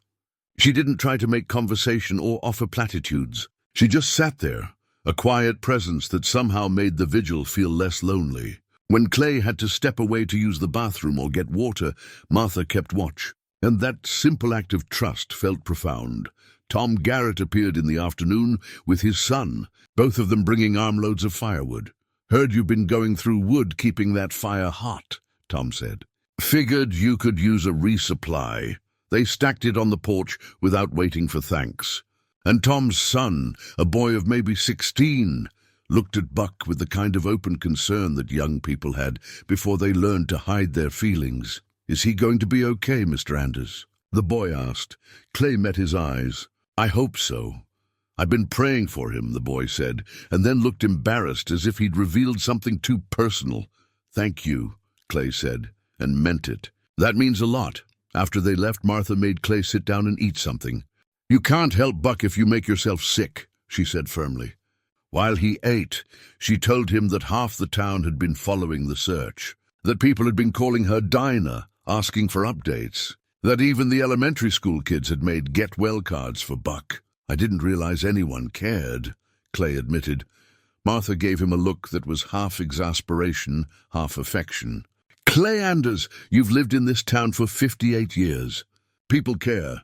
They've always cared. You're the one who keeps everyone at arm's length. The words stung because they were true. But before Clay could respond, Buck made a sound. A small whimper, the first noise he'd made since Clay found him. They both turned to look, and Clay was on the floor beside Buck in an instant. The dog's eyes fluttered but didn't open. Still, it was something. It was more than the absolute stillness of before. Martha stayed until evening, then left with promises to return in the morning. Doc Hensley came by at 6 to check on Buck's progress and adjust. The IV. He seemed cautiously optimistic about Buck's vital signs, but warned again about the critical period ahead. "Tonight's going to be tough," Doc said. "His body temperature is improving, but that's when we'll see if there's been any organ damage. Call me if anything changes, any time, day or night." Night fell, and Clay settled in for what he knew would be a long vigil. He'd set up a camping mattress on the floor next to Buck so he could sleep or at least rest without leaving the dog's side. Every 2 hours, he woke to check vitals, adjust blankets, speak quietly to Buck about nothing and everything. Around midnight, Buck's breathing changed. It became shallower, faster, labored in a way that sent alarms through Clay's medic training. He checked Buck's gums. They'd gone pale, almost gray. His pulse was racing but weak. The dog's body had begun to tremble. Clay's hands moved on autopilot, checking the IV flow, listening to Buck's heart with the stethoscope, feeling for fever. Buck's body was burning up. His temperature had swung from dangerously low to dangerously high. Clay grabbed the phone and dialed Doc Hensley. "His temperature's spiked to 104, Clay said when Doc answered. "Breathing's labored, gums are pale, pulse is weak and fast. He's going into some kind of crisis. Sepsis, most likely," Doc said, his voice calm but serious. "His body's fighting an infection. Can you get an oral temperature more precisely?" Clay did, his hands remarkably steady despite the fear coursing through him. 104.7. Start cooling him down gradually, lukewarm water on his paws and belly, not cold. Keep the IV running. I'm coming over." Clay hung up and went to work, applying cool washcloths to Buck's extremities, monitoring his temperature every 5 minutes. His military training had prepared him for this. The sudden crisis, the need for immediate action, the management of fear through focus on procedure. But this was different from treating a wounded soldier.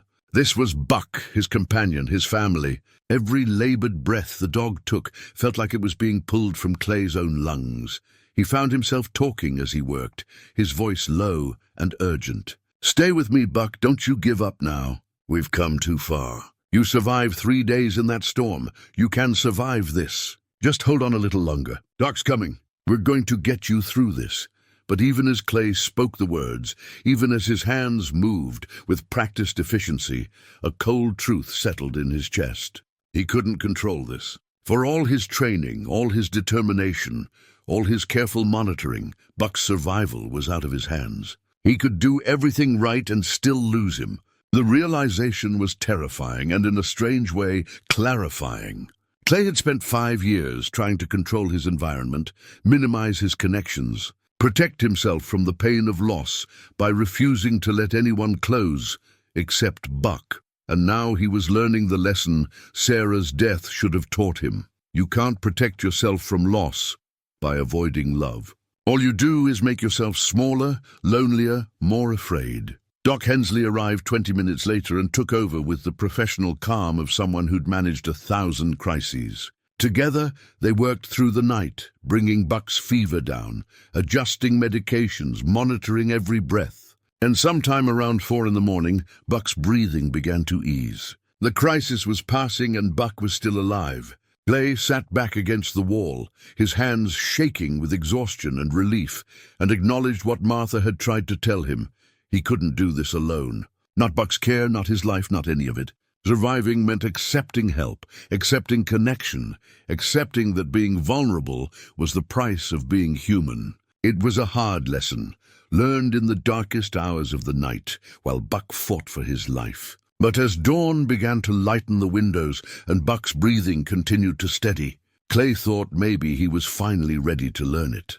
The second night of vigil began with a sunset that painted the snow-covered landscape in shades of orange and pink. Clay watched it through the window while Buck slept by the fire, his breathing more regular now, but still worryingly shallow. Doc Hensley had left an hour ago with cautious words about improvement and warnings about the continued danger. Buck's fever had broken, but his body remained weak, hovering in that uncertain space between crisis and recovery. Clay picked up the fireplace poker to adjust the logs, and the familiar weight of it in his hand brought a flood of memories. His grandfather had forged this poker 60 years ago in the smithy behind the old barn, back when the barn was still standing.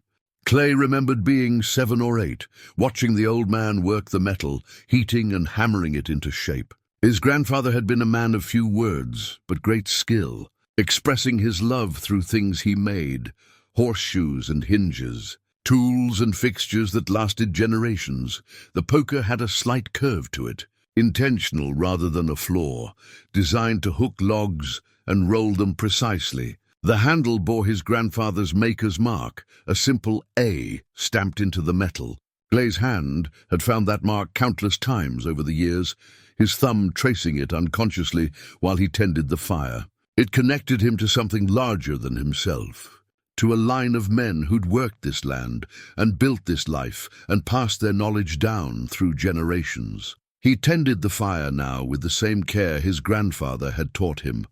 Not too hot, not too cold, positioned so the heat radiated evenly. The ritual of it was meditative, gave his hands something to do while his mind wandered through the landscape of memory.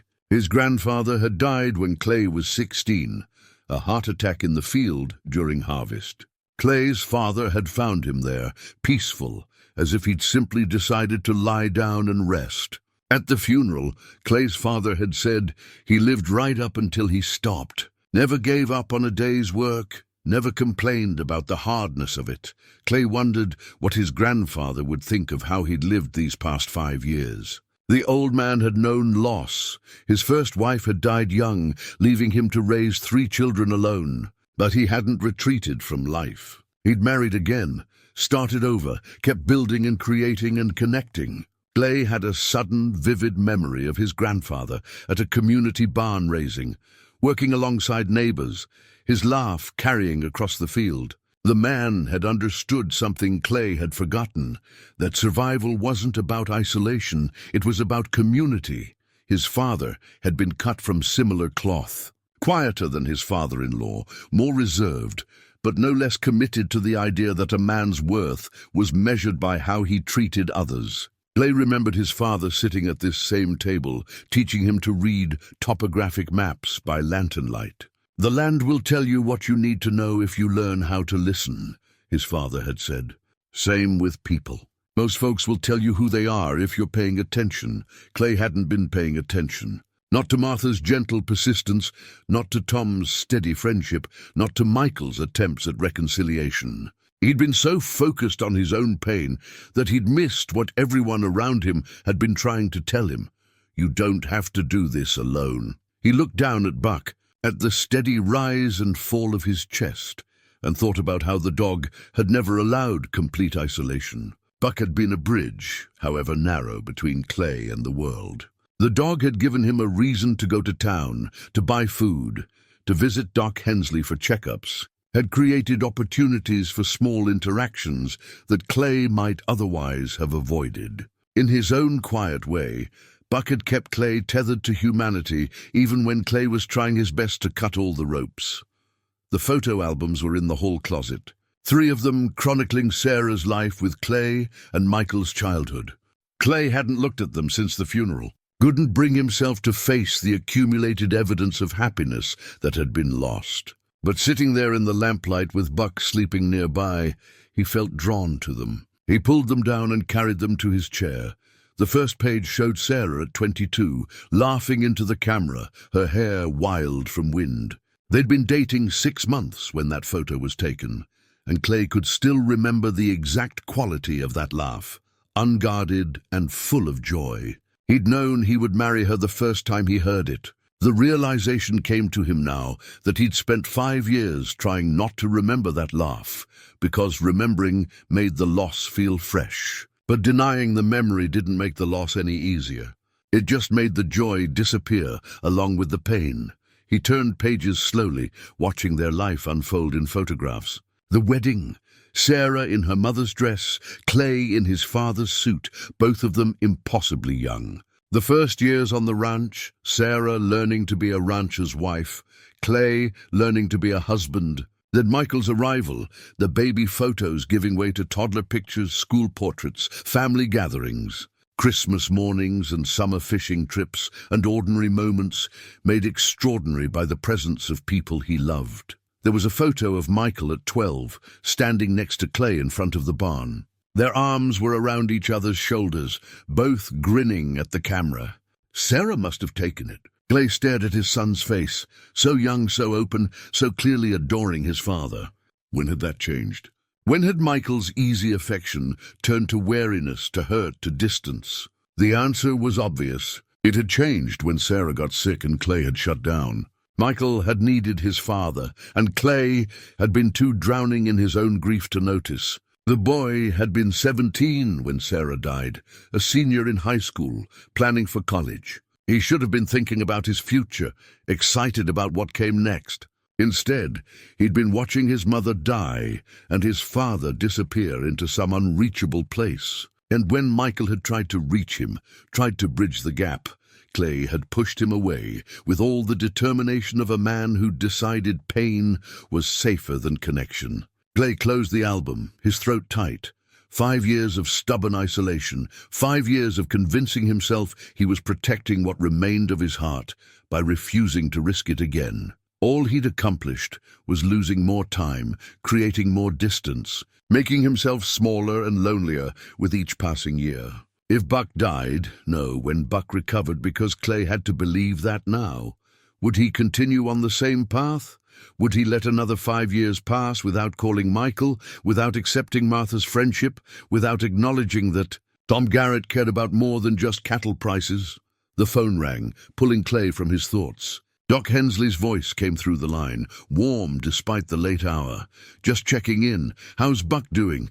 Breathing steady, fever's still down. He hasn't woken up, but he seems peaceful. That's good. Rest is important right now. His body's doing a lot of work. Doc paused. Clay, I wanted to tell you something. The town's taken up a collection for Buck's care. Martha organized it. She says people have been coming into the diner all day, leaving money, asking about him. You've got over $2,000 so far. Clay sat down hard in his chair, the phone pressed to his ear. I don't understand. Why would they do that? Because people care about you, Clay. About you and Buck. I know you've been keeping yourself apart, but you're still part of this community. Always have been. Doc's voice was gentle. Let them help. Let them be part of this. After the call ended, Clay sat in stunned silence. $2,000 from people he barely talked to, from families he'd avoided at church and town events, from neighbors he'd held at arm's length for years. The generosity of it felt overwhelming, almost incomprehensible. But beneath the surprise was something else, a deep, aching gratitude that he didn't quite know what to do with. There was a knock at the door.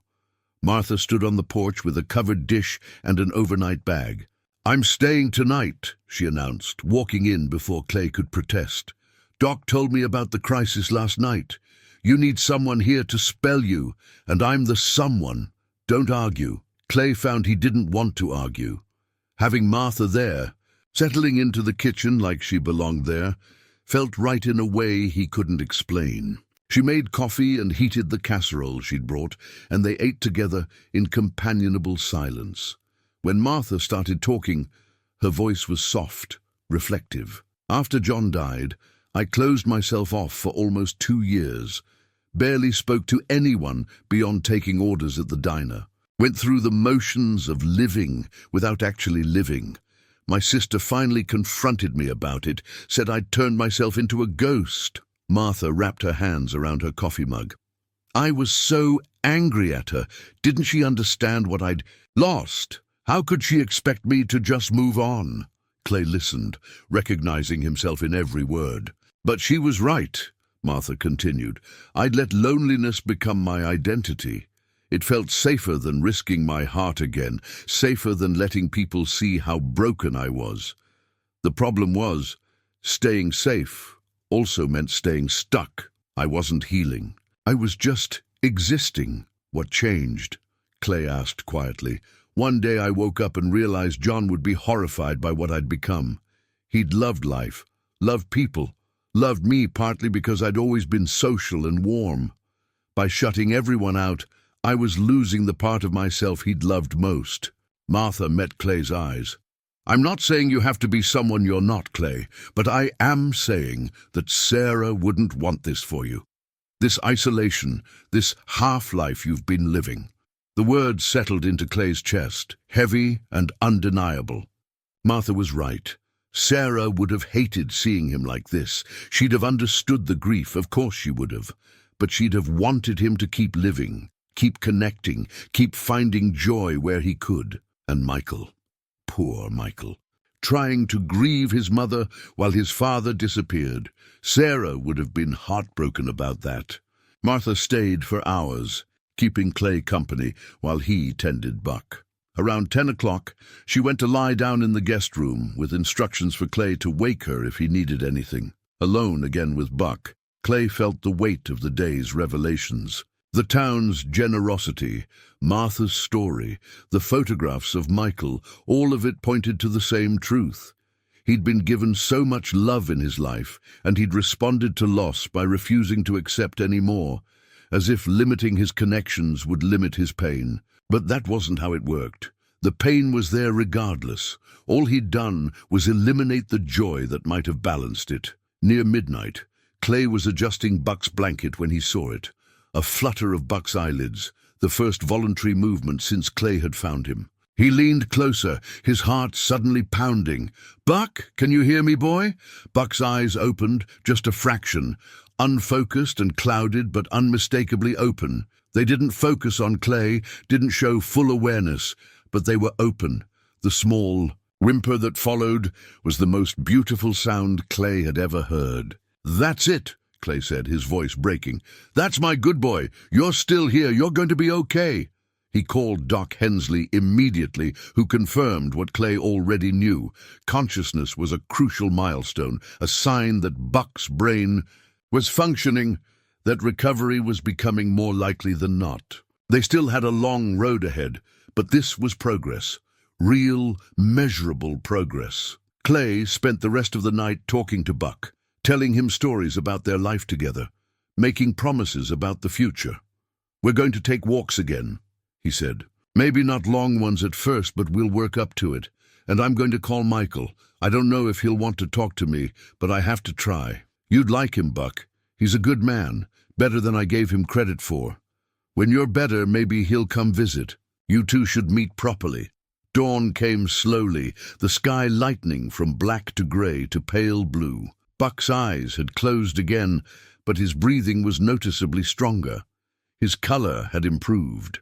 When Clay checked his gums, they were pink and healthy. The crisis had passed. Buck was going to survive. Clay sat back, exhaustion washing over him in waves. He looked at the fireplace poker resting against the hearth, thought about his grandfather forging it with his own hands, creating something that would last. That's what family did.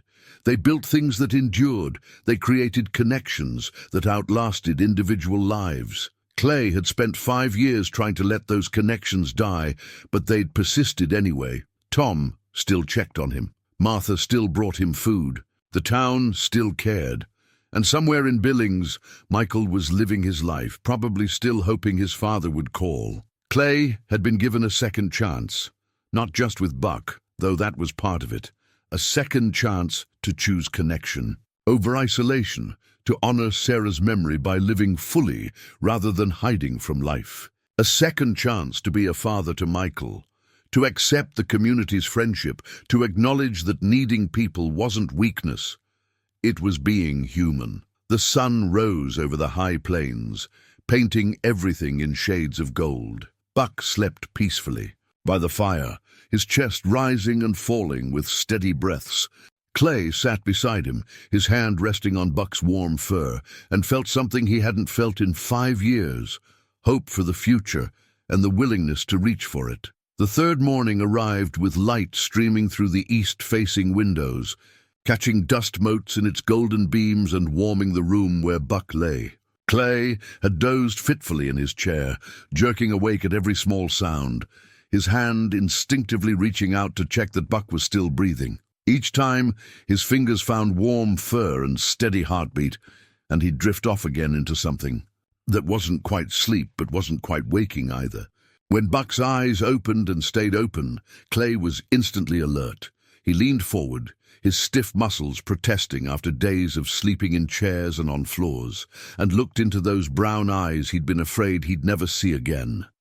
For a long moment, they just looked at each other. Then Buck's gaze focused, sharpened, and Clay saw recognition there. Buck knew him. Buck was truly present, not just physically alive, but mentally aware. "Hey there, boy," Clay whispered, his voice rough with emotion. "Welcome back." Tears came without warning, hot and fast down Clay's cheeks. He didn't try to stop them or hide them. These weren't tears of grief or fear. They were relief and joy and gratitude all mixed together, overwhelming in their intensity. Buck had survived. Against all odds. Against Doc Hensley's careful warnings. About probabilities. Against 3 days in a storm that should have killed him. Buck had survived. Buck tried to lift his head, the effort visible in the way his neck muscles tensed. He managed maybe an inch before his strength gave out and his head settled back down on the blanket.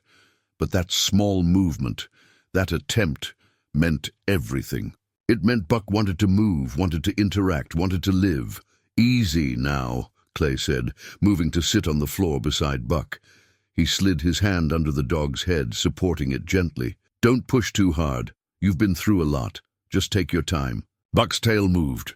Not a full wag, just a slight twitch. But Clay felt it against his leg and the tears came harder. He'd thought he might never see that tail move again, never feel that simple expression of Buck's happiness at being close to him. The small gesture undid something in Clay's chest, some last knot of fear he'd been holding on to. He reached for the metal bowl he'd filled with water hours ago, bringing it close to Buck's muzzle. "Think you can drink a little? You need to get some fluids in you." Buck's nose twitched, scenting the water. His tongue came out pink and healthy-looking and touched the surface. Then with visible effort, he began to lap at it. Small sips at first, then more eager as his body remembered what water was, what it meant, how desperately he needed it. Clay held the bowl steady, watching each swallow with the kind of focused attention usually reserved for miracles. Because that's what this was, really, a miracle. Buck was drinking on his own. His body was working, healing, choosing life. When Buck had drunk his fill, Clay set the bowl aside and just sat there with his hand on Buck's fur, feeling the warmth of him, the solidity. He was real and alive and here, and Clay felt his heartbeat steady and strong under his palm. 4 days ago, he'd let Buck out into a storm. 3 days ago, he'd thought he'd lost him forever. Yesterday, he'd watched Buck fight through a crisis that could have ended everything. Now Buck was awake and drinking water, and his tail had moved, and Clay Anders was sitting on his kitchen floor crying like he hadn't cried since Sarah's funeral. But these tears felt different. They felt like release, like something hard and rigid inside him was finally breaking apart and washing away. The man who'd found Buck buried in that snow, who dug him out with frozen hands and carried him home wrapped in a coat. That man had been desperate and terrified, and clinging to the last thing in his life that mattered. The man sitting here now, with his hand on Buck's warm fur and tears streaming down his face, felt different. Softer somehow, more open, less defended against the world. Something had cracked open in him during those dark hours of vigil. Maybe it was Martha's story about loneliness becoming identity. Maybe it was looking at photos of Michael and seeing all the wasted years. Maybe it was the town's unexpected generosity, or Tom's steady friendship, or Doc Hensley's middle-of-the-night house calls. Or maybe it was simpler than that. Maybe almost losing Buck had reminded Clay what it felt like to love something so much that the thought of losing it was unbearable. And if he could feel that about a dog, maybe he could risk feeling it about people again too. He heard a vehicle pull up outside, and moments later, Martha was at the door. Clay called for her to come in, not wanting to leave Buck's side even for a moment. She walked into the kitchen and stopped, her eyes taking in the scene.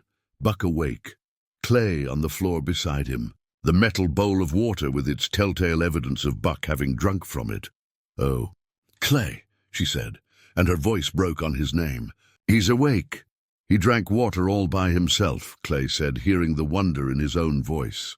"Just now. He drank almost the whole bowl." Martha's eyes filled with tears, and she crossed the room quickly to kneel beside them. She reached out to stroke Buck's head gently, her touch reverent and careful. "Good boy," she whispered. "Such a good, brave boy." They stayed like that for a moment, the three of them forming a small circle of gratitude and relief. Then Martha did something unexpected. She reached over and hugged Clay, just wrapped her arms around his shoulders and held him while he cried into her shoulder like a child.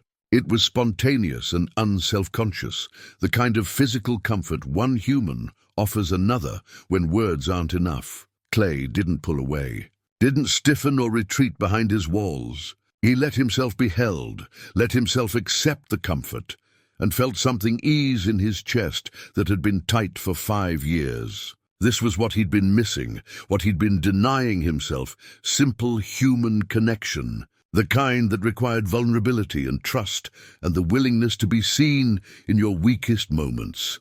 "Thank you," he said when they finally pulled apart. And he meant it for so much more than just this moment. For the meals she'd brought, for the vigil she'd kept, for showing up day after day even when he'd given her no encouragement, for refusing to let him disappear completely into his isolation. Martha smiled, wiping her own tears. "That's what friends do." The word landed softly but significantly. Friends. When had Martha become his friend? Probably years ago, Clay realized, while he'd been too busy maintaining his distance to notice. She'd been his friend all along, patiently waiting for him to acknowledge it. More footsteps on the porch, and Tom Garrett's voice calling out. "Clay, you decent?" "Come on in, Tom." Tom entered with another rancher Clay recognized, Pete Morrison, from 2 properties over. Both men were dressed for work, their boots leaving small puddles of melted snow on the floor. They stopped when they saw Buck awake, and matching smiles spread across their weathered faces. "Well now," Tom said. "Look at that." "He made it. He's drinking water on his own," Clay said, still marveling at it. "Doc says that's a real good sign." "That's more than a good sign. That's near about a miracle," Pete said. "We've been praying for this dog, Clay. Whole town has." Tom cleared his throat, looking almost embarrassed. "We've been taking care of your stock while you've been dealing with all this. Checked the fences yesterday, found a section down on the north pasture and patched it. Everything's in good order." Clay started to stand to thank them properly, but Tom waved him back down. "Stay with your dog. We're not looking for thanks. That's just what neighbors do." He said it simply, like it was the most obvious thing in the world, and maybe it was. Maybe Clay had just forgotten what it meant to be part of a community, to have people who showed up when you needed them, whether you asked or not. After they left, Clay sat with Buck and Martha in the warm kitchen, sunlight streaming through the windows, and felt something he'd almost forgotten, the quiet contentment of not being alone. The week that followed Buck's awakening passed in a rhythm of steady improvement and small victories. Each day brought visible progress. Buck holding his head up a little longer, taking a few more sips of water, his eyes growing clearer and more alert. Doc Hensley stopped by every evening, and each time his examination revealed healing where there had been damage, strength where there had been weakness. The frostbite on Buck's paws proved less severe than initially feared. He'd keep all his toes, though the pads would be tender for weeks yet, but the real revelation wasn't Buck's physical recovery. It was the steady stream of visitors that had started arriving at Clay's door, and somehow never stopped. People Clay barely knew brought casseroles and soup. Kids from the elementary school delivered handmade cards with crayon drawings of dogs and hearts. The Baptist church ladies organized a meal train without asking permission, simply showing up with food and warm smiles. Clay's house, which had been a fortress of solitude for 5 years, suddenly felt like it belonged to the community again. Martha came by every afternoon with fresh bread or pie, staying for coffee and conversation that ranged from weather to town gossip to deeper subjects neither of them would have broached a week ago. Clay found himself telling her about Sarah. Not just the facts of her illness, but the texture of their marriage, how she'd made him laugh, how she'd seen through his stoic exterior to the softer parts he kept hidden, how losing her had felt like losing his ability to navigate the world. "She sounds wonderful," Martha said one afternoon, her hands wrapped around her coffee mug. And I think she'd be glad to see you finding your way back. I'm not sure I'd call it finding my way back. More like stumbling forward. That's how it works, though. You don't heal in a straight line. You stumble and backtrack and sometimes fall down completely. But as long as you keep moving, you're getting somewhere. Tom Garrett appeared one evening with an invitation that Clay initially planned to refuse. We play cards every Thursday night at Pete Morrison's place. Been doing it for years. We'd like you to join us. Clay's first instinct was to make excuses. Buck needed him. He was too tired. He didn't want to intrude on their established group. But then he remembered his promises, made in the dark hours, while Buck fought for life. That things would be different. He would try. What time? Clay asked, and Tom's face broke into a grin. Thursday night found Clay sitting at Pete Morrison's kitchen table with 5 other ranchers, learning that he'd forgotten how to shuffle cards properly and that his poker face needed serious work. The men didn't make a fuss about Clay's presence or comment on his years of absence from social gatherings. They just dealt him in like he'd been there all along, swapped stories about cattle and weather and whose teenager had gotten into what kind of trouble lately. At one point, Pete told a story about his father trying to fix a tractor with duct tape and prayer, and Clay found himself laughing, really laughing, the kind that came from deep in his belly and made his eyes water. The sound startled him. When was the last time he'd laughed like that? Years, certainly. Maybe not since before Sarah got sick. Tom caught his eye across the table and nodded slightly, a gesture of acknowledgement and welcome that said more than words could have. Clay belonged here. He'd always belonged here. He'd just forgotten how. At home, Buck was growing stronger by the day. By the end of the week, he could stand on his own, though his legs shook with the effort. Clay helped him outside for brief trips, supporting most of his weight while Buck took care of necessary business. The dog's tail had regained its wag, and his appetite had returned with enthusiasm. Doc Hensley declared him out of danger, though full recovery would take weeks more.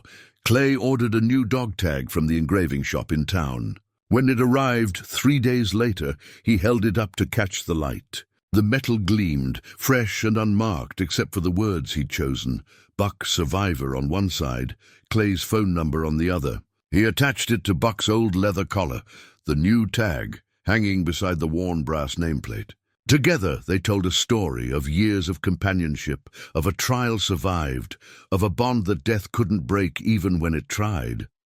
Survivor, Clay said aloud, testing the word. It applied to Buck, certainly. But looking at himself in the mirror that evening, Clay thought it might apply to both of them. They'd both been through the storm, both nearly lost, both found a way back to life. The scars would remain. Buck would always favor his front right paw slightly, and Clay would carry the memory of those desperate days for the rest of his life. But they'd survived, and that meant something. That evening, after Buck had settled by the fire for the night, Clay sat in his chair and looked at the phone. He'd been thinking about this call for days, rehearsing what he might say, worrying about how it would be received. Finally, he picked up the receiver and dialed the number he knew by heart, but hadn't called in months. It rang 4 times, long enough for Clay to consider hanging up. Then Michael's voice, cautious and surprised. "Dad? Hey, son." Clay's voice came out rougher than he'd intended. He cleared his throat. "I'm sorry. For everything. For pushing you away after your mother died. For not being there when you needed me. For letting 5 years go by without really talking to you. I'm sorry." The silence on the other end stretched long enough that Clay feared Michael had hung up. Then, "I didn't expect to hear from you. I know. I didn't give you much reason to." Clay paused, gathering his thoughts. "My dog Buck got lost in a storm last week. I searched for 3 days and found him buried in snow, barely alive. Spent the better part of a week keeping vigil while he fought his way back." Clay surprised himself by continuing, by not editing out the emotion. "It made me realize some things. About loss and isolation and how I've been living. About what I've been doing to myself. To us. Is Buck okay?" Michael's voice had softened slightly. "He's going to be. Tough old dog. Tougher than me." Clay looked across the room at Buck, sleeping peacefully. "Michael, I know I hurt you. I know saying sorry doesn't fix 5 years of me shutting you out, but I want you to know I see it now. I see what I did and why I did it, and I'm trying to do better. The conversation that followed was awkward at first, both of them feeling their way through unfamiliar territory. Clay told the whole story of Buck's disappearance and rescue, and for the first time in years, he let Michael hear the emotions underneath the facts. He talked about his fear, his desperation, the community support that had surprised him. He didn't hide behind stoic acceptance or pretend he'd had everything under control. Michael, in turn, shared pieces of his life that Clay had missed. A promotion at work, a girlfriend he'd been dating for 6 months, the house he'd bought last year in Billings. He spoke carefully at first, as if testing whether Clay was really listening, really interested. When Clay asked questions, when he engaged genuinely with Michael's life, his son's voice warmed. The careful distance began to close. "I've wanted to call you so many times," Michael admitted, "but I didn't know if you'd want to hear from me. After that argument, after everything, I thought maybe you'd decided you were better off alone." "I did think that," Clay said honestly. "For a long time, I convinced myself that being alone was safer than risking more loss. But these past few days, almost losing Buck, I realized something. Loneliness isn't safety. It's just loneliness. And it's a terrible way to live." They talked for over an hour, and by the end, Clay's ear was sore from pressing the phone against it, but his chest felt lighter than it had in years. They agreed to talk again next week, and Michael mentioned the possibility of visiting over the summer, maybe bringing his girlfriend to meet Clay and see the ranch. "I'd like that," Clay said. "I'd like that a lot." After hanging up, Clay sat in his chair and let the tears come. Not tears of grief this time, but something closer to release. The bridge between him and Michael wasn't fully rebuilt yet. There would be more conversations, more awkward moments, more healing to do. But they'd made a start, and that was more than Clay had allowed himself to hope for in years. Buck lifted his head from his paws and looked at Clay with those knowing brown eyes. His tail thumped twice against the floor, and Clay smiled. "Yeah, boy," he said softly. "Things are going to be different now, for both of us." Outside, the Montana night was clear and cold, stars brilliant against the darkness. Inside, the fire burned warm, and 2 survivors rested in the peaceful quiet of a home that was finally opening its doors to the world again. 6 weeks after the rescue, early spring arrived on the high plains with the tentative hopefulness of all new beginnings. The snow began its retreat, melting into rivulets that fed the creek and turned the pastures muddy. Green shoots appeared where brown grass had been, and the morning air carried that particular scent of earth waking up after a long sleep. Clay stood on his porch with his morning coffee, Buck at his side. Watching the sun paint the eastern sky in shades of pink and gold, Buck had recovered fully, or as fully as a 12-year-old dog could after such an ordeal. He moved well, with only the slightest favor of his right front paw to show what he'd been through. His coat had regained its shine, his eyes their brightness. The new dog tag hung beside the old one on his collar, both catching the morning light. Survivor. The word had proven true for both of them. Clay himself had changed in ways both visible and invisible. He'd put on a few pounds, thanks to Martha's regular deliveries of home cooking. The lines around his eyes seemed softer somehow, his shoulders less rigid. But the real changes were deeper, in how he moved through the world, in how he let people in how he'd stopped treating connection as a threat and started seeing it as what it was, the very thing that made life worth living. "What do you say, boy?" Clay asked, scratching behind Buck's ears. "Ready for breakfast in town?" Buck's tail wagged agreement, and they loaded into the truck for the drive to Ironwood. This had become their Saturday morning ritual, breakfast at Martha's diner, Buck waiting patiently in the truck bed, while Clay sat at the counter or sometimes at a table with other ranchers, swapping stories and complaints and the comfortable small talk of people who'd known each other their whole lives. This morning, the diner was busy with the usual Saturday crowd. Clay took a seat at the counter, and Martha brought him coffee without being asked, along with a knowing smile. "The usual?" "Please." She returned minutes later with eggs and hash browns and bacon, but she'd put extra bacon in a paper-lined basket. "For Buck," she said, winking. "Can't forget about our local celebrity." This, too, had become routine. Martha always sent bacon for Buck, and Clay had stopped protesting. He accepted the kindness, the way he'd learned to accept all kindnesses now, with gratitude rather than suspicion. "You're looking good, Clay," Martha said, leaning against the counter. "Almost don't recognize you anymore. This fellow who smiles and jokes and actually talks to people, he's a far cry from the ghost who used to come in here." Clay felt his face warm, but he took the teasing in stride. "Well, I had a good teacher in the art of not giving up on people." "That you did." Martha's eyes were warm.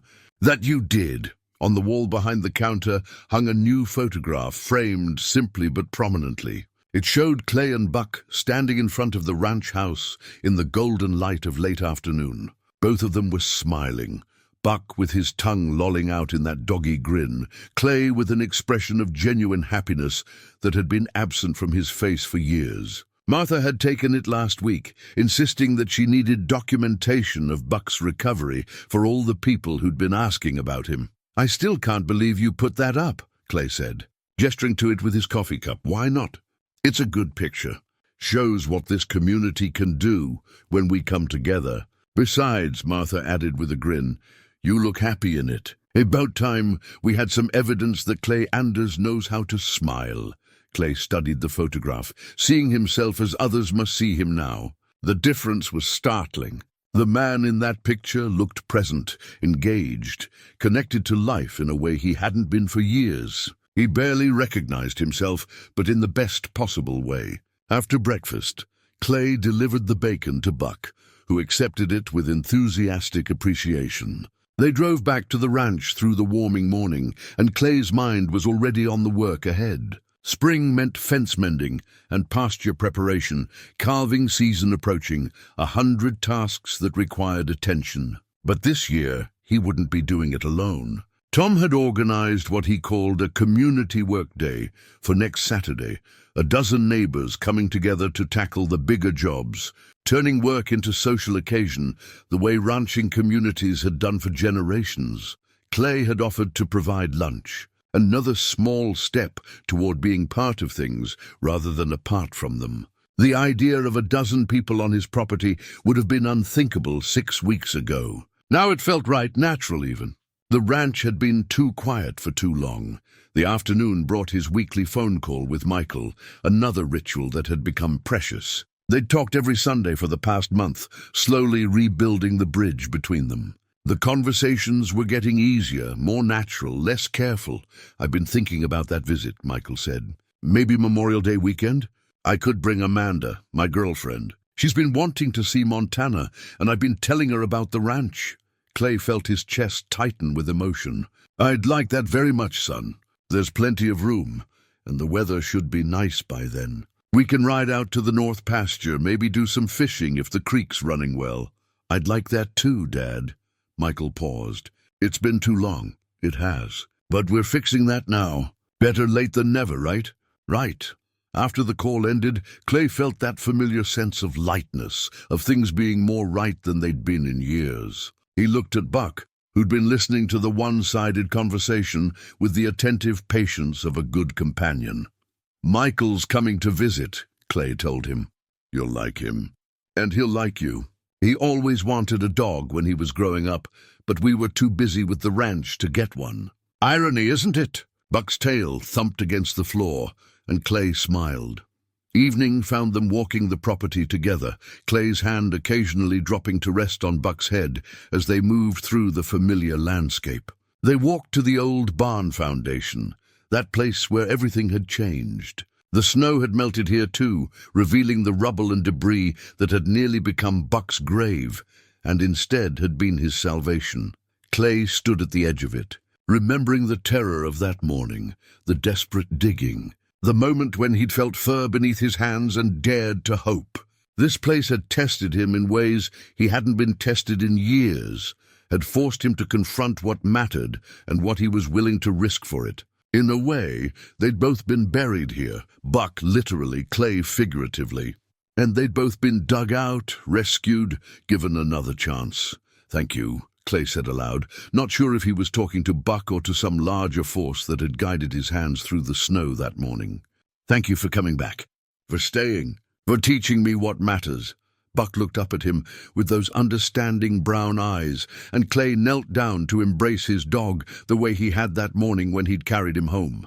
Buck leaned into him, solid and warm and real, and Clay felt the last piece of the hard shell around his heart crack away completely. They walked back to the house as the sun set, painting the sky in brilliant oranges and purples. Inside, Clay built a fire and started dinner, moving through the familiar routines with a sense of contentment he'd forgotten existed. He'd started keeping a journal, a suggestion from Doc Hensley about processing his emotions. Tonight he wrote about the ordinary goodness of the day, Buck's health, Michael's upcoming visit, Tom's friendship, Martha's kindness, the promise of spring. His wealth wasn't measured in acreage or cattle or bank accounts, he realized. It was measured in connection, in the people who showed up, in the dog who'd refused to give up, in the community that had never really let him go despite his best efforts to disappear. He'd thought isolation was safety, but it had been prison. Love required risk and vulnerability, yes, but the alternative was a half-life, a shadowy existence that wasn't really living at all. As full darkness fell, Clay and Buck settled on the porch, wrapped in blankets against the cooling air. The stars emerged one by one until the sky was brilliant with them. The same stars his grandfather had watched, his father had watched, that he and Sarah used to watch together. Buck's head rested on Clay's knee, warm and heavy, and they sat in comfortable silence. Clay's mind drifted over the journey of the past 6 weeks, from terror to hope to healing. Almost losing Buck had taught him to live again. He'd saved Buck from the snow, but Buck had saved him from himself. Both survivors now, both home. Tomorrow would bring new work, new connections, new opportunities to practice this relearned art of being part of a community. Michael's visit would come, and they'd continue the slow work of rebuilding their relationship. The ranch would move through spring toward summer, and life would continue its patient unfolding. But for now, this moment was enough. The stars overhead, the dog beside him, the house warm at his back, and the knowledge that he was no longer alone by choice, but connected by decision. Clay scratched behind Buck's ears, the familiar gesture loaded with love and gratitude. "Good boy, Buck," he whispered into the darkness, his voice carried away on the cool night breeze. "Good boy." Buck's tail thumped once against the porch boards, and they sat together in the Montana night, two survivors watching the stars, grateful for the simple gift of being alive and together.